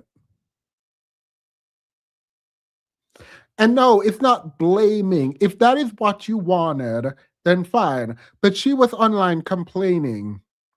She was online complaining about she is not sure how this could happen to her. Like, the first child happened to the best of people. Right? The first time it happens, the best of us. Ain't nobody. The second time, even, I'll give you, like, it's whatever. But it can't be the second time with a man who went to prison who also cheated on you before you got pregnant. That, outside of, like, very specific self-esteem issue, like, there's no, like, it does not, and I'm not even blaming. This is not to disparage the woman. It is to say, I cannot compute how that could happen.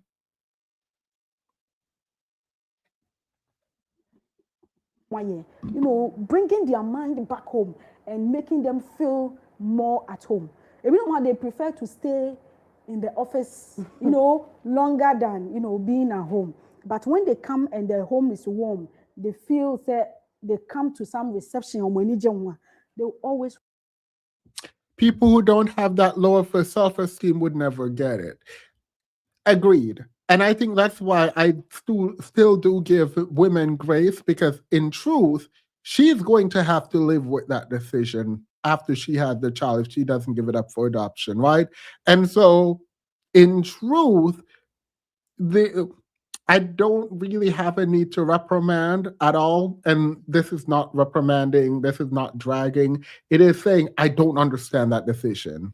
Like, I honest to God,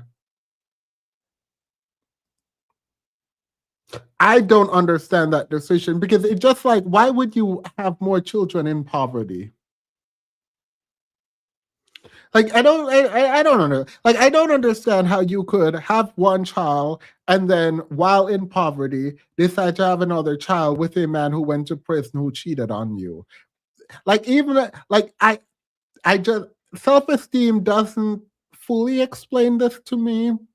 And I don't know, there's some sociological event taking place that we are not fully aware of, because I don't think one, this is not an isolated incident, and two, I don't know how to fully capture a phenomena like this.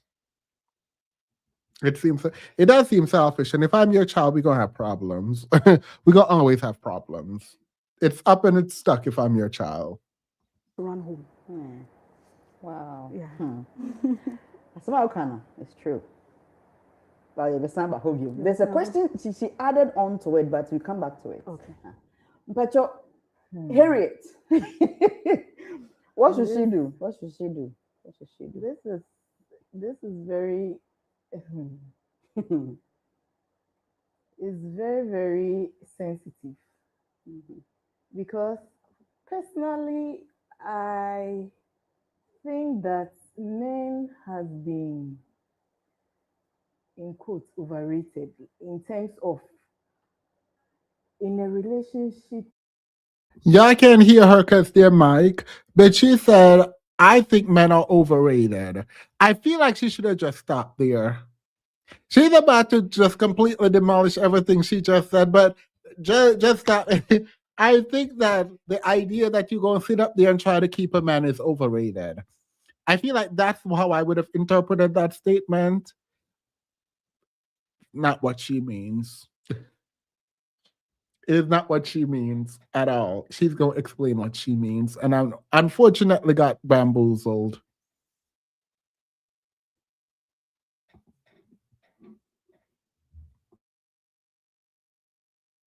It looks like the woman has to do so much to get the man's commitment or approval or to make it work. And you cannot blame them because in our cultural setting, that is how we've made it. Because they say that mostly when you are even going to marry, you say, our year. Then I ask myself, how is it a relationship between two people? How is it that it depends on one person for it to work? It means that you have to endure, you have to do a whole lot of things.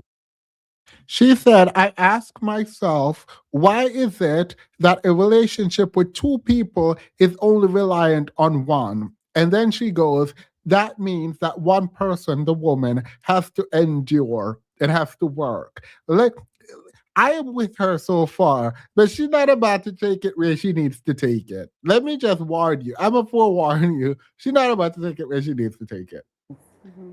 To make it work. I agree largely with what Rachel is saying.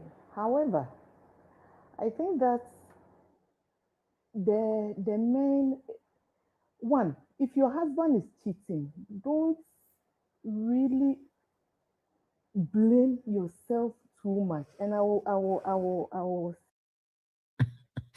You heard it? If your husband is cheating, don't really blame yourself too much. Girl, why did you add too much though?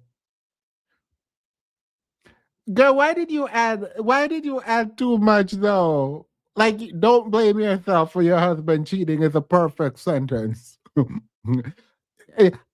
I Say why. Because when you make the commitment to marry, it's 100% from each side. It's not 50-50. Okay, I'm talking about a Christian marriage here. It's not that my wife has to do A, B, C, D, E.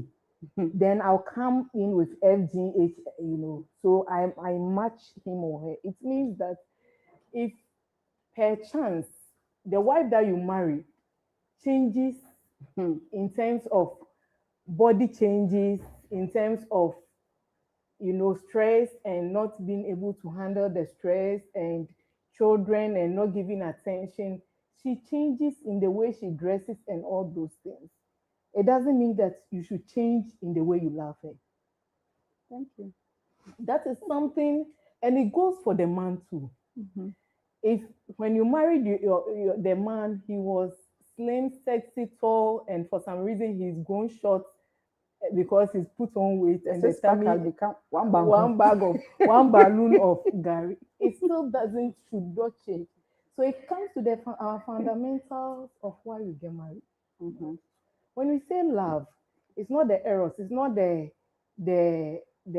sexual love. That is the reason why you get married to somebody. It's the unconditional love which Jesus Christ gave to us and shared in our hearts. That you love somebody no matter what, by looking for the best in the person. So if the person even changes, You are looking for the best in the person and helping the person to come out with that best, shining in a certain light. Let's say you married and then your wife had an accident, they've cut the leg and she's in a wheelchair. You have to find what makes her more beautiful even as she's in a wheelchair and promote that. And that is that kind. And that one, it is no emotions because your emotions will tell you, no, I don't like this. Your senses will tell you. But then you go back to who you have committed to because the commitment you made is not to the human being, it's to God. That is God. That is why God is the head of our marriage. And therefore, if God is the head of your marriage, whatever thing that you are doing is based on Him and His word. Absolutely. Therefore, if Bible, what does Bible say about cheating? And this goes also for the woman because if your husband is cheating, you can't love him less. Because This is where she went off the rails. This is where she. So I can work with someone with a different philosophy than me. I can work with someone who is just completely just seeing the world different than me, right? And like, while I don't agree with her idea of love and blah, blah, blah, the idea that, oh, if your man is cheating, you should love him less. Wait. Wait. Because it does seem like she, on the Holy Birds, it seems like on some level, this lady right here understands something is fundamentally wrong with what Pink Dress was saying. Right. And I think she wants to oppose Pink Dress. And I do give her credit because I can imagine her society is very patriarchal and misogynistic, right? And so even to take the steps that she has taken to do some analytical work, I appreciate. I know y'all mad at me, but like I do appreciate, like I appreciate her analytical work, but then she just dives right back in. We should love each other. He should care for you. He should blah, blah, blah. Yeah. Should. But when he cheats, I'm going to stay. And that's just that on that. Like, so you end up at the same conclusion, even though you've done all that work. And not only that, you should love him less. But it's not a 50-50 affair. You can't say that my husband is cheating. So, I mean, it's making me, I want to leave them. I know that it's emotional, it's difficult. You cry, you weep, you say things, but you have to love him. That's not easy. It's not easy, no. It looks like. That is why we are set apart people. We are set apart because the things that we do are not easy. Osho bit or confu and I say abosom. What she's saying is that married women are set apart. And I've come to realize I did not know this growing up because I took this literally because I did not believe Christians were sitting up on anywhere saying that they were better than other people. I did not believe that people who were sent to go out and take care of the world and convert people into Christianity would sit up there and say they were better than other people. I ain't believe it, right? So imagine my surprise when I realized that set apart meant I am better than them other people. So they're saying we are better than, we are set apart, we are graced to do these things that these other women can't do, which is to endure, to endure. To be flexing on the fact that you can endure cheating is absolutely diabolical work. To be boasting about the fact that you can endure cheating and love the man the same as if he never cheated is actually insane and diabolical, and good on you. You're better than me. You're better than me, and probably 90% of the people in the chat. The other 10% won't say it, but they're with you. The other 10% in the chat, they won't speak up, but they're with you. There's a small minority of people in this chat. For the 10% girls, speak up. Do not let them other girls Do not let these other girls silence you. Do not let them silence you in this chat. Speak up, speak your mind, talk your truth. Omo nante on their bare foot. Hwɛ abɔnten a aboɔ ne ade because they've been set apart for their God. We have been set apart for Jesus. So we don't do things like any other person. We do things that the normal mind don't understand or accept. So you can't love him less. She said we don't do things like the other minds, right? We do things different. We do things that the normal mind would not understand. You're correct. You are correct. The normal rational mind do not understand what you're talking about. So for the first thing for the cheating husband for me is a Bible. If the two of you are Christians, you have to go on your knees.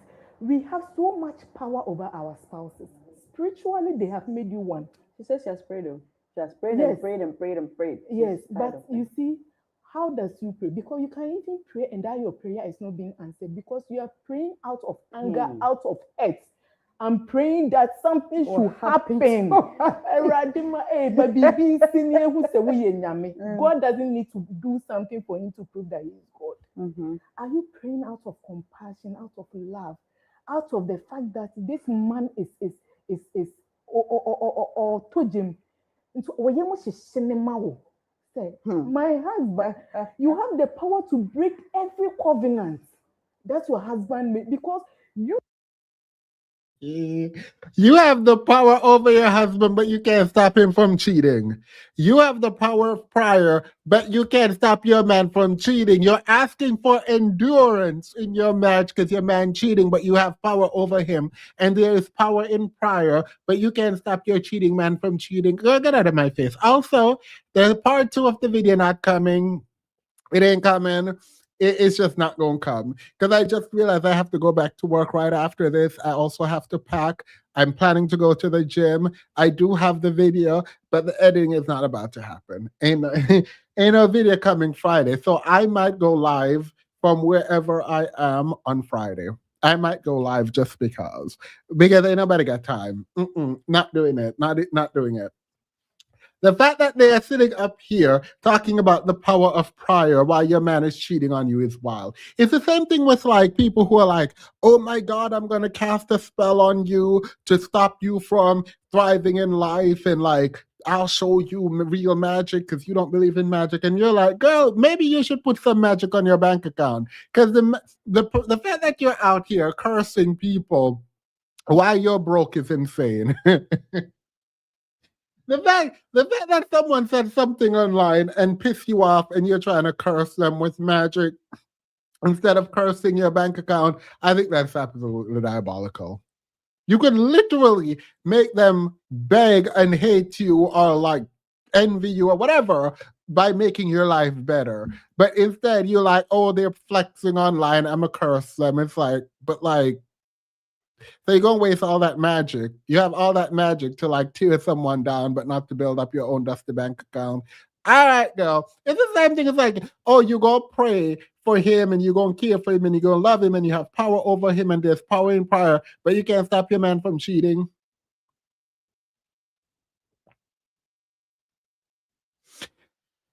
I do. So the way that I've conceived of religious psychosis is generally a lie. I fundamentally believe we pick and choose what part of the Bible we want to follow. And I think that extends to women who have low self-esteem and would not leave that man even if they were not religious. But religion gives them an excuse to stay with the man because they don't believe there is more out there for them. And they cannot see themselves without the person. And I do have a lot of grace. Someone explained to me the other day, it is what it is. A family member of mine was like, hey, I know that you think you can just cut someone off whenever you want to cut someone off. Delroy. And but you've always been a quiet type who like likes to be kind of a loner, right? And so it's easy for you. But when you fall in love, it's going to be very difficult to cut someone off. And I feel like you just don't appreciate how difficult it is when people are in love and want to be with someone. And there was an assumption there that I did not appreciate, and the assumption is that I've never been in love. Like I just I just be running the streets, and that's not even true. I have been in love, and that love can turn sour in a minute. Yes, I will stay. I will stay with you if I love you, but it will never be peace. It will never give peace. You will never have peace. You can never be with me after you cheat on me. It would never. I. It is not in my DNA. It is not in my DNA. And no, it's not love. You don't love someone who cheat on you. You have attachment issues and you're afraid of abandonment, so you want to stick with them. It's probably an ego problem, it's probably a control problem, but it's not love. The point at where someone is disrespecting you, I'm sorry, you don't love them, you have an ego problem, you need to go through an ego death in my book. And I am willing to say, yes, I might have an ego problem because if I'm with you, I'm going to say, yeah, you know what, let's stay together. It will always be hell. It will always be hell. I will never trick myself into saying I love you. If I tell you I love you after you cheated on me, I'm planning something. I'm like ain't nobody got to go. Absolutely not. After have you lost your mind? So yeah, I had to check her real quick because no. Your covenant with God, with your husband, is the one that stands. No human covenant can stand. Into what image now? Ebubu. Ono no baba. Obedu be obane ni no obie ni zip ni intimi vie. A woman of God, yes, a woman of God had prayed. What's the one or say? You see, we wrestle not against flesh and blood. Sometimes we see, there she goes. There she goes. This woman who just did some analytical work just completely decided, you know what, I'm just going to go off the rails right now and say, we're not fighting against flesh and blood, it's principalities. So now she going to be one of them warrior princesses in prayer with the helmet of salvation, praying for her man to not cheat, praying the Jezebel spirit out of the woman that her man is giving all their life savings to. Like, ain't nobody got time.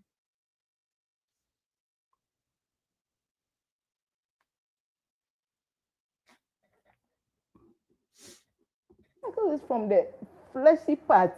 And I hear near all year. Yen idea a tire chain a pushing the panana wire near all. So we stand up and we deal with that thing. When you deal with that thing, every other thing, Bible says his eyes will be open. Yes, please. Or the house our sorrows, hey, he found me way. No, it's standing near my no dreaming. Come on, cramp, the car keep on fire. Or dreaming because his eyes has opened. The fact that the man is a church person doesn't mean say or when someone to me attacking. Because when there is an opening, he can go there. And she said, if you pray for him, he will change. God will change him because you can move the spirit in him to not cheat on you. The fact that y'all have to go put on the armor of salvation to become prayer warriors in the spirit realm to stop your man from cheating is absolutely diabolical. Your husband should not be out here cheating. You should not have to be battling the spirit of Jezebel. You should not have to be going into the upside down to go battle the spirit of Jezebel so that your man can be with you. Like, that's insane. At that point, for real, go back to the first guy, the pastor, and let that man cheat in peace. If what you're going to do is sit there and pray, please pray in silence and leave that man alone. If you...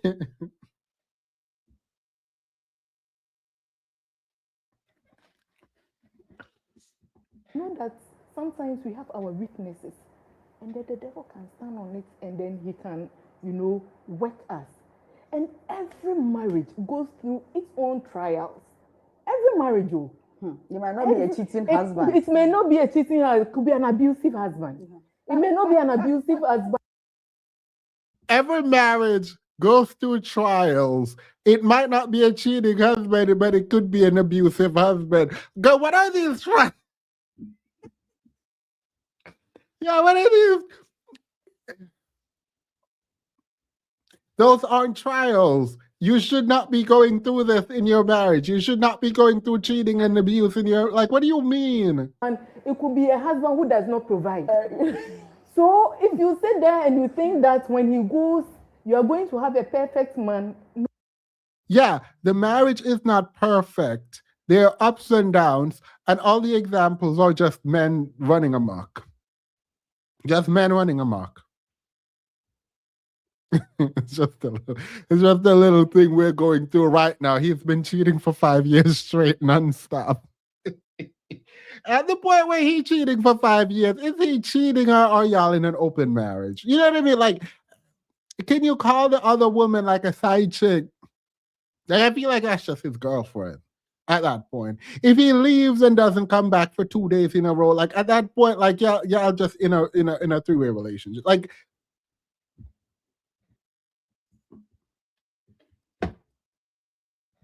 oh my God, please leave me alone.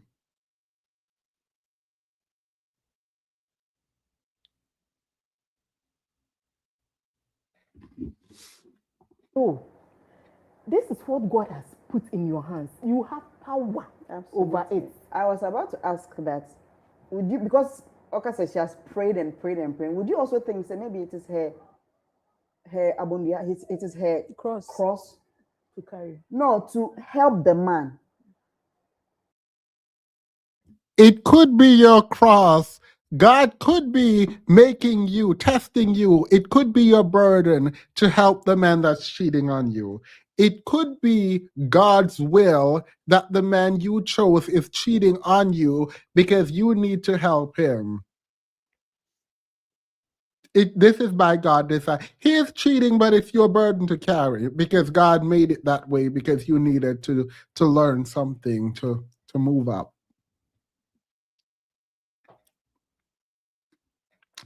What God is telling you need to do is learn to leave, to let things go. That's probably what God is telling you if your man cheating.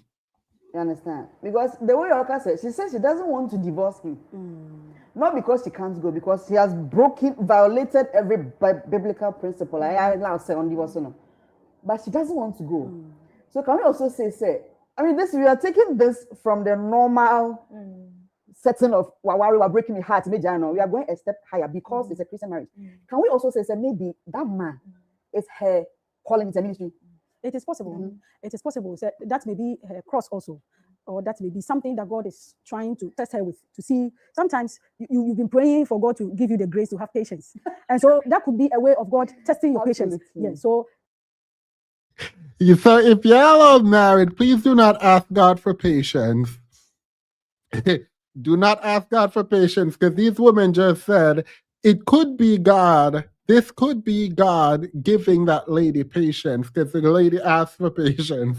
So God made the lady's man cheat. This could be God's way of teaching patience, because the lady asked for patience, so God made her man cheat on her.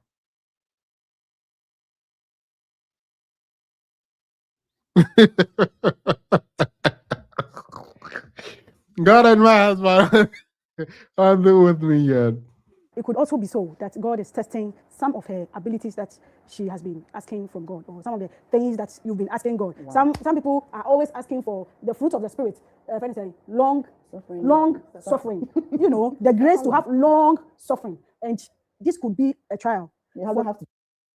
It could be your grace to have long suffering. That is an insane sentence. Yeah, that is an insane sentence. That is an insane sentence. It could be your burden to have long suffering. You could be graced to be long suffering. That is an absolutely insane and diabolical sentence.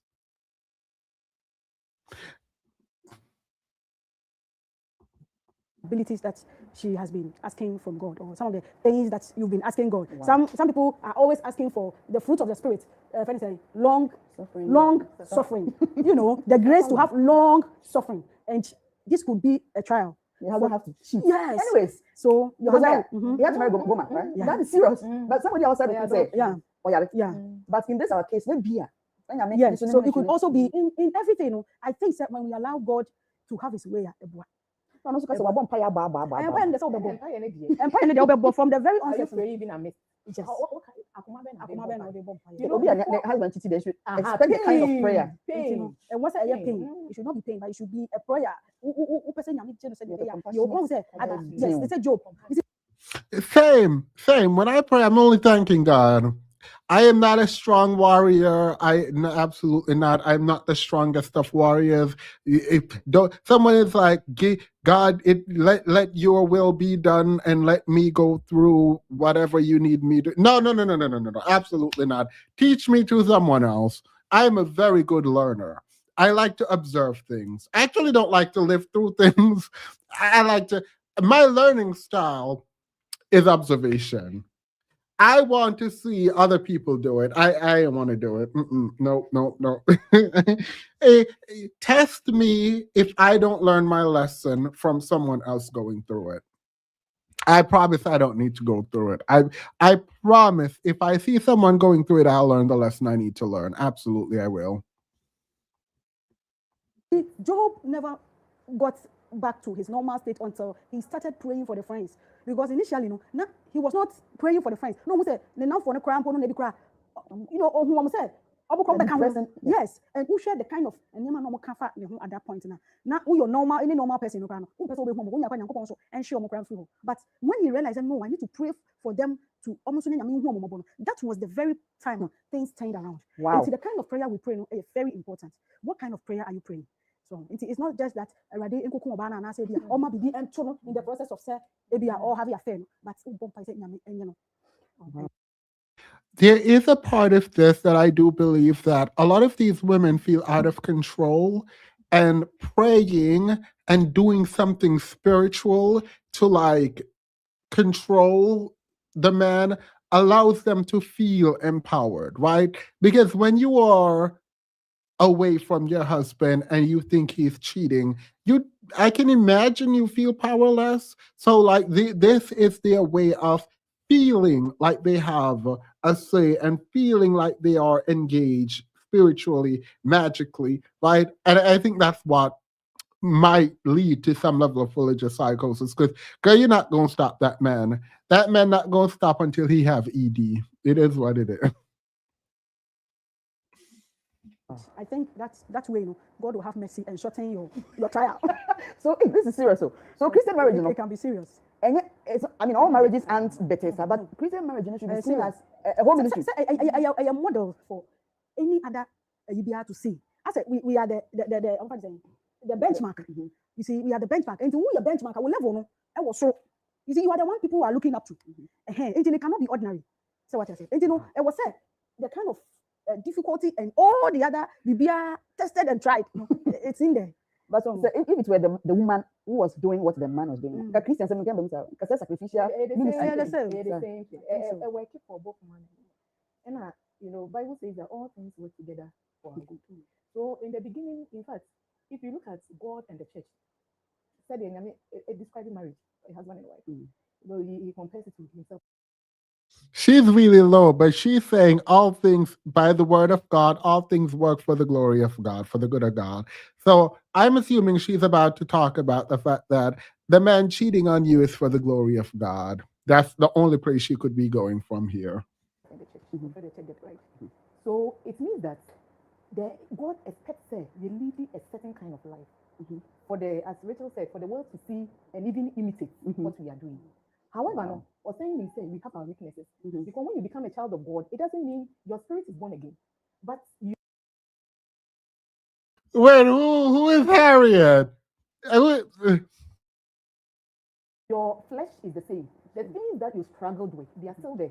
And we know that there was a prayer Paul prayed that God should take his weaknesses away. And he says that in his weaknesses, he's made strong. So it means there are certain things that you are aware of. I mean, there are some kind of women when I see, but the Holy Spirit that lives in you, and you being a new creation, he gives you the grace and the power to overcome that. And so there are times where, that weaknesses, it comes out, and maybe you may fall. And when the thing is that you don't lie down when you rise up. So your husband or your wife falls in sense of cheating. And as Rachel said, there could be a number of reasons That's the cheat. But as a child of God, you shouldn't use that as an excuse. Mhm. No matter what your wife does, no matter what your husband does, you shouldn't use it as an excuse. And The love should conquer some of these Exactly. things. And see, but the person has found himself there. Mhm. It is now your responsibility as a spouse to help the person come out. Not to look at divorcing or The anything. divorce here is not an option. Yo, I laughed so hard I had to go blow my nose. Why are you calling her Harriet? Who name is Harriet? And I hope to God you're not saying Harriet Tubman. I hope to God her name. I hope to God her name is actually Harriet, and you're not just calling her Harriet. You out of pocket. You're getting blocked. You're getting blocked. You answer my question. Why are you calling her Harriet? Why are you calling her? Her name is Harriet. I promise. Okay. All right. All right, girl. I'm gonna believe you because the way you just stressed me out.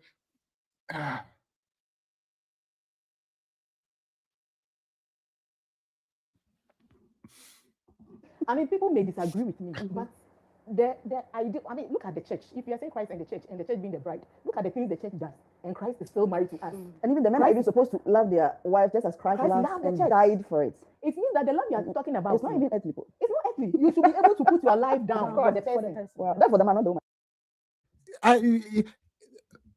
Okay.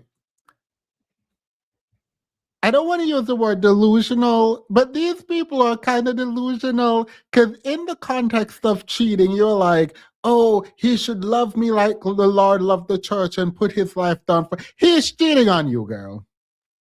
It ain't there. The Christ love for the church and the putting his life down, it ain't there. He's not protecting you. He's probably carrying diseases to you. It ain't there. Now what? Because you go and sit there and ignore that the Bible said that even if the man is a degenerate, you should submit.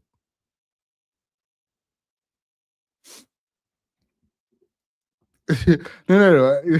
I believe y'all. I believe y'all that her name is Harriet, but I didn't know her name was Harriet. So when y'all said Harriet, girl, I felt I had to turn off the camera because I was like, no, why y'all got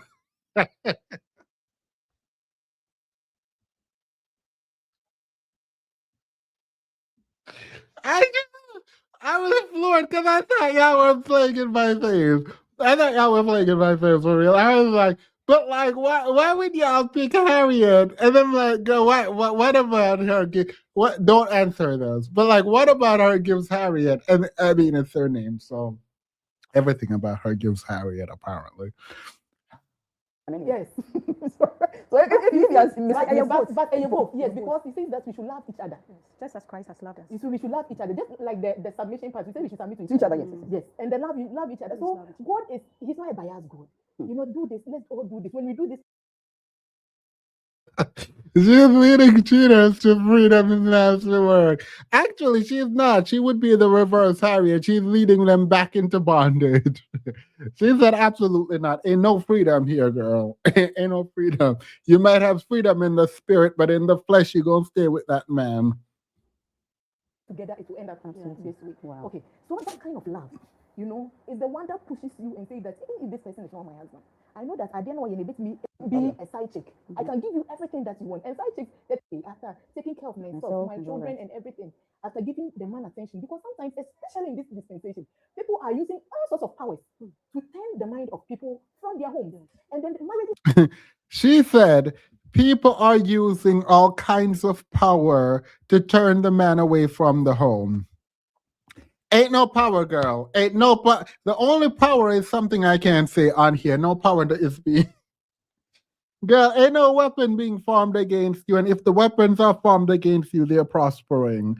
Isn't the saying like, ain't no weapon? The Bible did not say, ain't no weapon. It says, no weapon formed against me shall prosper. Why these weapons prospering? It looks like all the weapons that formed against you have prospered. Through your man. Because of your. Because.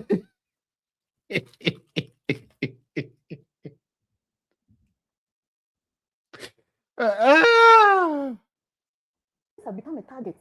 And people are very comfortable to say that, okay, you can keep your wife. I don't mind being a side chick. I can give you everything that you want. And side chicks, the thing they try to do, because they know they are not the main people, they want to go the extra, they have time, extra time. Oh, yes. And some people have made it their full-time job. Until we are not wrestling against flesh and blood. The person who is saying that I want to be a side chick, they can win be and I operate. So you said the side chick is not flesh and blood. I promise you, the husband knows that that side chick is in fact that the husband knows that.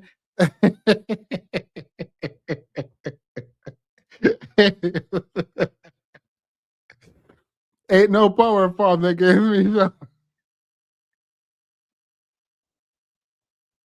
Isn't that what the Bible said? Didn't the Bible say?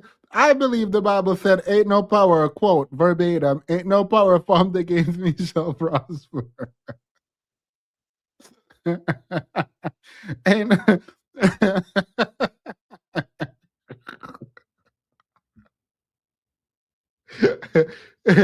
Oh, Jesus.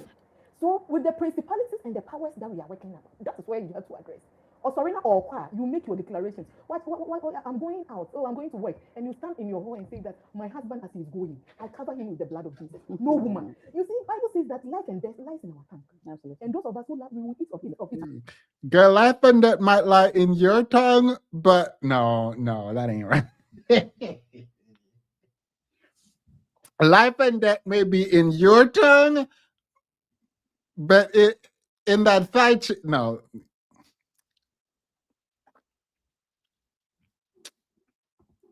So you say the things and you create it. This thing will not happen in a month. It may not happen in 2 months. But you are using your words to create something.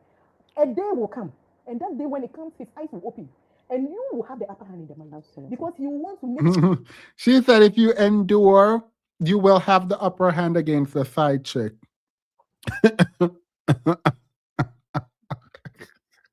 She said, that's why they're asking for endurance. That's why they're asking for endurance. Up for all the things that he has done. You have your husband back, you have his soul back, and you. Girl, I think they might have one mic and everyone is trying to speak. They're trying to speak into the one mic in the center of the room because they ain't.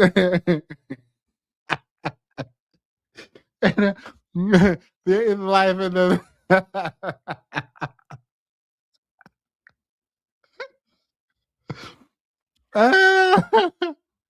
Have your home back. You have the soul back. That's part of it. So stand up in prayer. Anything. And I'm encouraging all women going and men going through, because there are certain men who are also going through challenges. It may not be cheating husband or cheating wife. It may be so many things. There are men and women who cry at night because their spouses are not treating them well. It's good to cry. Cry a little. Then you get up and realize who you are as a child of God and the power that you have in you. And if you have not accepted Jesus, then find him. Accept him and know that he's the only one, because God always fights for us and be at peace. Our sister, your heart should be at peace. Remember that whatever thing that the man is doing to you, he's not doing to you, he's doing it to God, because you are a child of God. See, this is why I told you, just wait, let Purple Dress cook. Because she going to bride. She said, whatever that man doing, if he's cheating on you, he's not cheating on you, he's cheating on God. Period. I don't even know why y'all are even mad at a man for cheating when it's not against you, it's against God. And then look when I am see not fall into the hands of God. Absolutely. And see him and then have compassion and be the model wife that you have been. God is with you. His strength is sufficient for you. Absolutely. Whatever you go through, his strength is with you. And your husband, you come back running. Wow. Running back to you.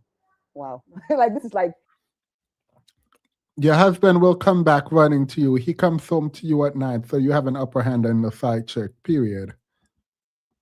Eye-opening. I was actually looking at this from the normal thing were coming. It's but it's not. This Christian marriage, it's not a joke. It is a spiritual something, and God is going to ask for your husband's soul from you.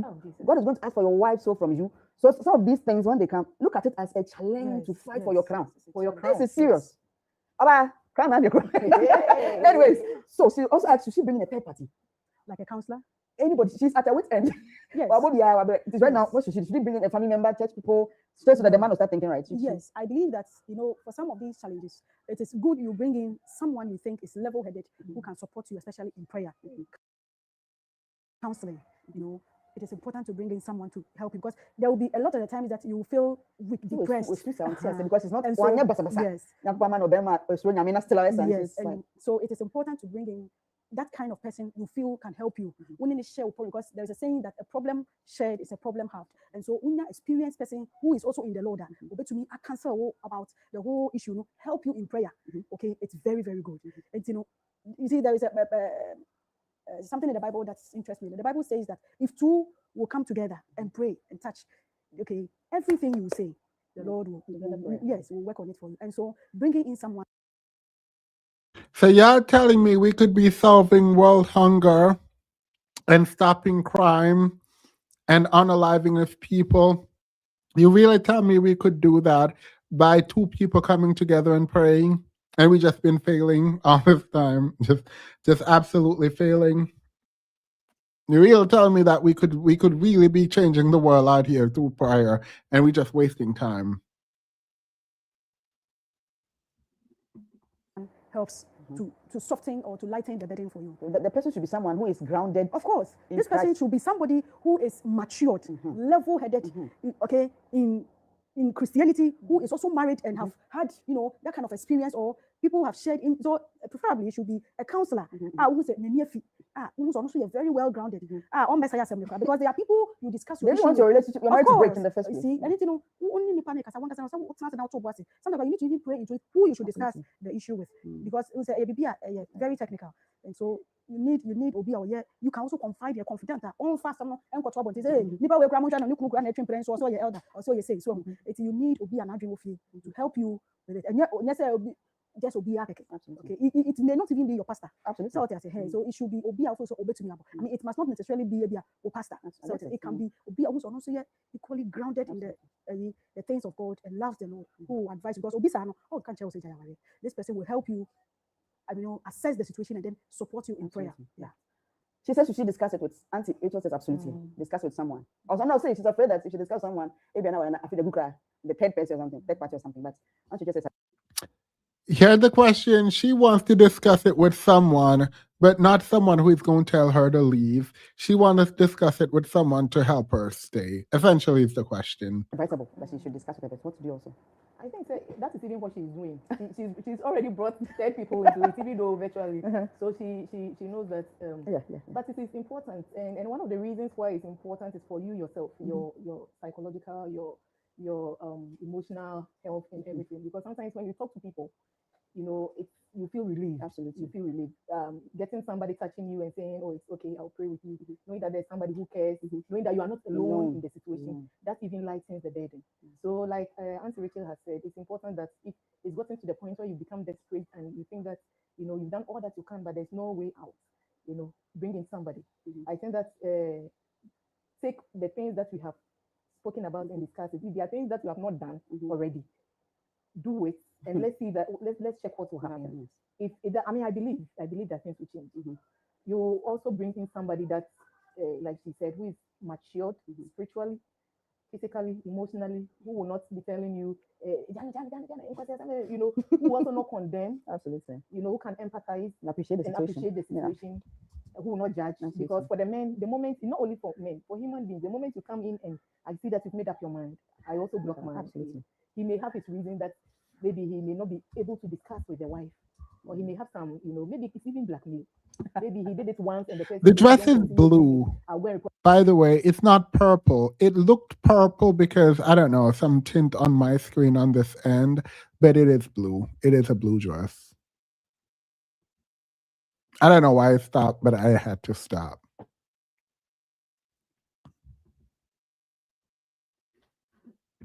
But you are at the church or at the workplace, maybe his hands are tied. You may never know. So bring in somebody who can get things out of both of you and help you, not just discuss it, but help both of you out of it. Pray with you, commit with you till we see the end of this. And so divorce days should be out of the question. No, divorce not for now. It's not allowed. It's not allowed at all. Divorce, I only recommend it for abusive danger. Yes. No, bonus to come on. You can separate, but not divorce. Okay, all right. So people, thank you for your audience. After the afternoon, Christian marriage is a ministry. You can argue it however you want. It's not an ordinary thing. Anyways, Christ literally died for the church, and so for better for worse, Yeah, go this. So my sister, you have to see your marriage as a ministry. It is your ministry, and you give an account of your ministry one day. So how you treated your husband, how you even committed him to dance. So the pain and the hurt, how you appreciate it. But look beyond that for the soul of your husband. We're also praying with you. I want us to, before you close, you have to pray for them. So by the way, before you click off or whatever, please subscribe. Hit the red subscribe button and then press the bell icon close to it, like, share, and then comment. So I want us to pray for our sister and our brother. So Auntie Harriet, would you pray? Absolutely not. Yeah, prior, you can leave. Leave your husband immediately.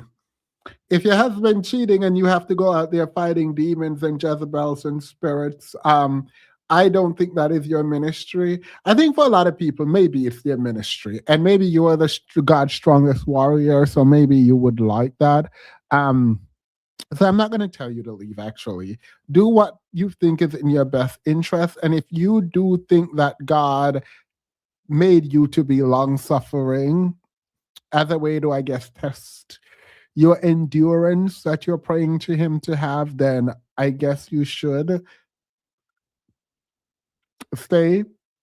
But ain't nobody got time for that. Ain't nobody got time for that. Ain't nobody about to sit around and have people playing in your face, particularly when you don't have to. You is free now. You can you is free. Like, you can make your own money. I do think, though, and an important part of this is, I do fear that the detachment that exists between the older folks and the younger people is so drastic that I don't know that there is ever going to be a coming together. Because I think the older women here are so stuck in their ways, in not seeing themselves as important and seeing themselves as the workhorse, the mule for men, and only for the validation of men. Like, their existence in having a male god, right, is to worship men. It is to care for men. It's to get the approval of men. It's to work and die at the feet of men. And I do see a lot of younger people women who are like, absolutely not. I see a lot of young women are like, yeah, girl, absolutely not. Absolutely not. And so it is interesting that on one hand, these exact women will tell you to submit. They will tell you that your man is supposed to lead you, and that the man is godly and the man is the logical, all of that. But also that the man is cheating and you need to do the work to secure your marriage and keep your marriage together, when the man is supposed to be the provider and the protector, but you are the one trying to keep your marriage together. That'll make no sense, not in this lifetime and not in the next. So it does not work. I don't believe these people are religious. I think they're here to worship man.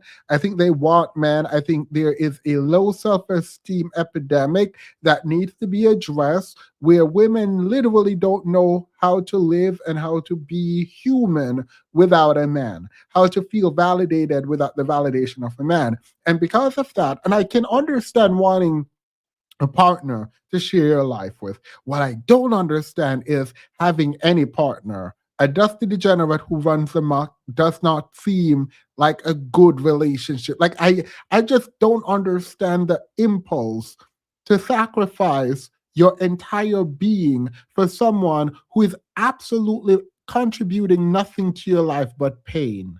Like, all they bring is pain, and you're like, oh yeah, I just need one. I'm gonna pray to God for endurance. I'm going to pray to God to fight demons. I'm going to pray to God he doesn't bring me an STD. I'm going to pray to God that he keeps his separate family out there away from me. I'm going to pray to, like, at this point, girl, pray to God for freedom. Yeah, if you're going to pray for everything, just pray for freedom at this point. Just pray for freedom. Carrying a man on your back is not having, yeah.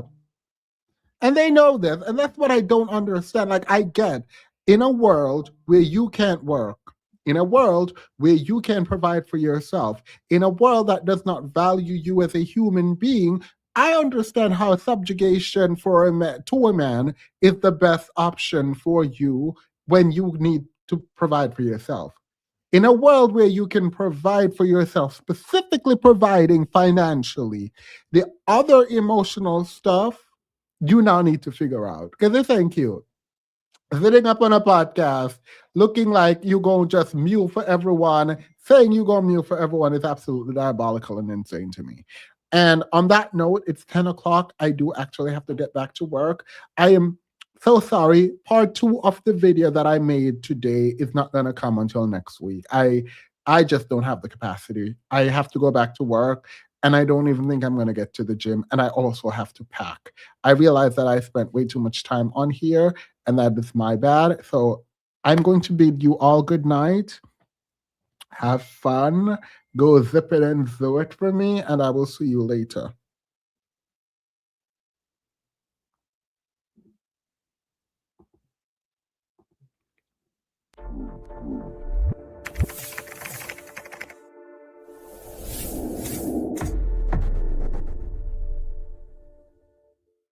It's okay, Themis. We forgive you. Thank you. And I know you guys wanted the video I released today was not supposed to be two parts. It was supposed to be one part. And I was editing. I got a call, I got a bunch of calls, and then I kept getting calls. And at like 12 o'clock, I was like, I haven't gone to the gym yet. And I don't like not going to the gym because I feel weird if I don't go. So I ran to the gym, came back, and I was like, I'm going to stay up all night and edit. And then I realized I had so much actual work to do that I just could not do it. So I decided to like just do part 1. And I'm going to do part 2. So I'm going to do that because that side chick decided to talk. And girl, ain't nobody ask you to do none of that. Ain't nobody ask you to talk. All right. Have a wonderful night. Hugs. Hugs to you all. Thank you so much. I will be talking to you guys about what is happening. I'm going to have a members live. If I don't go public on Friday, I'll at least have a members live. So just know that something is going to happen because I do feel bad. All right.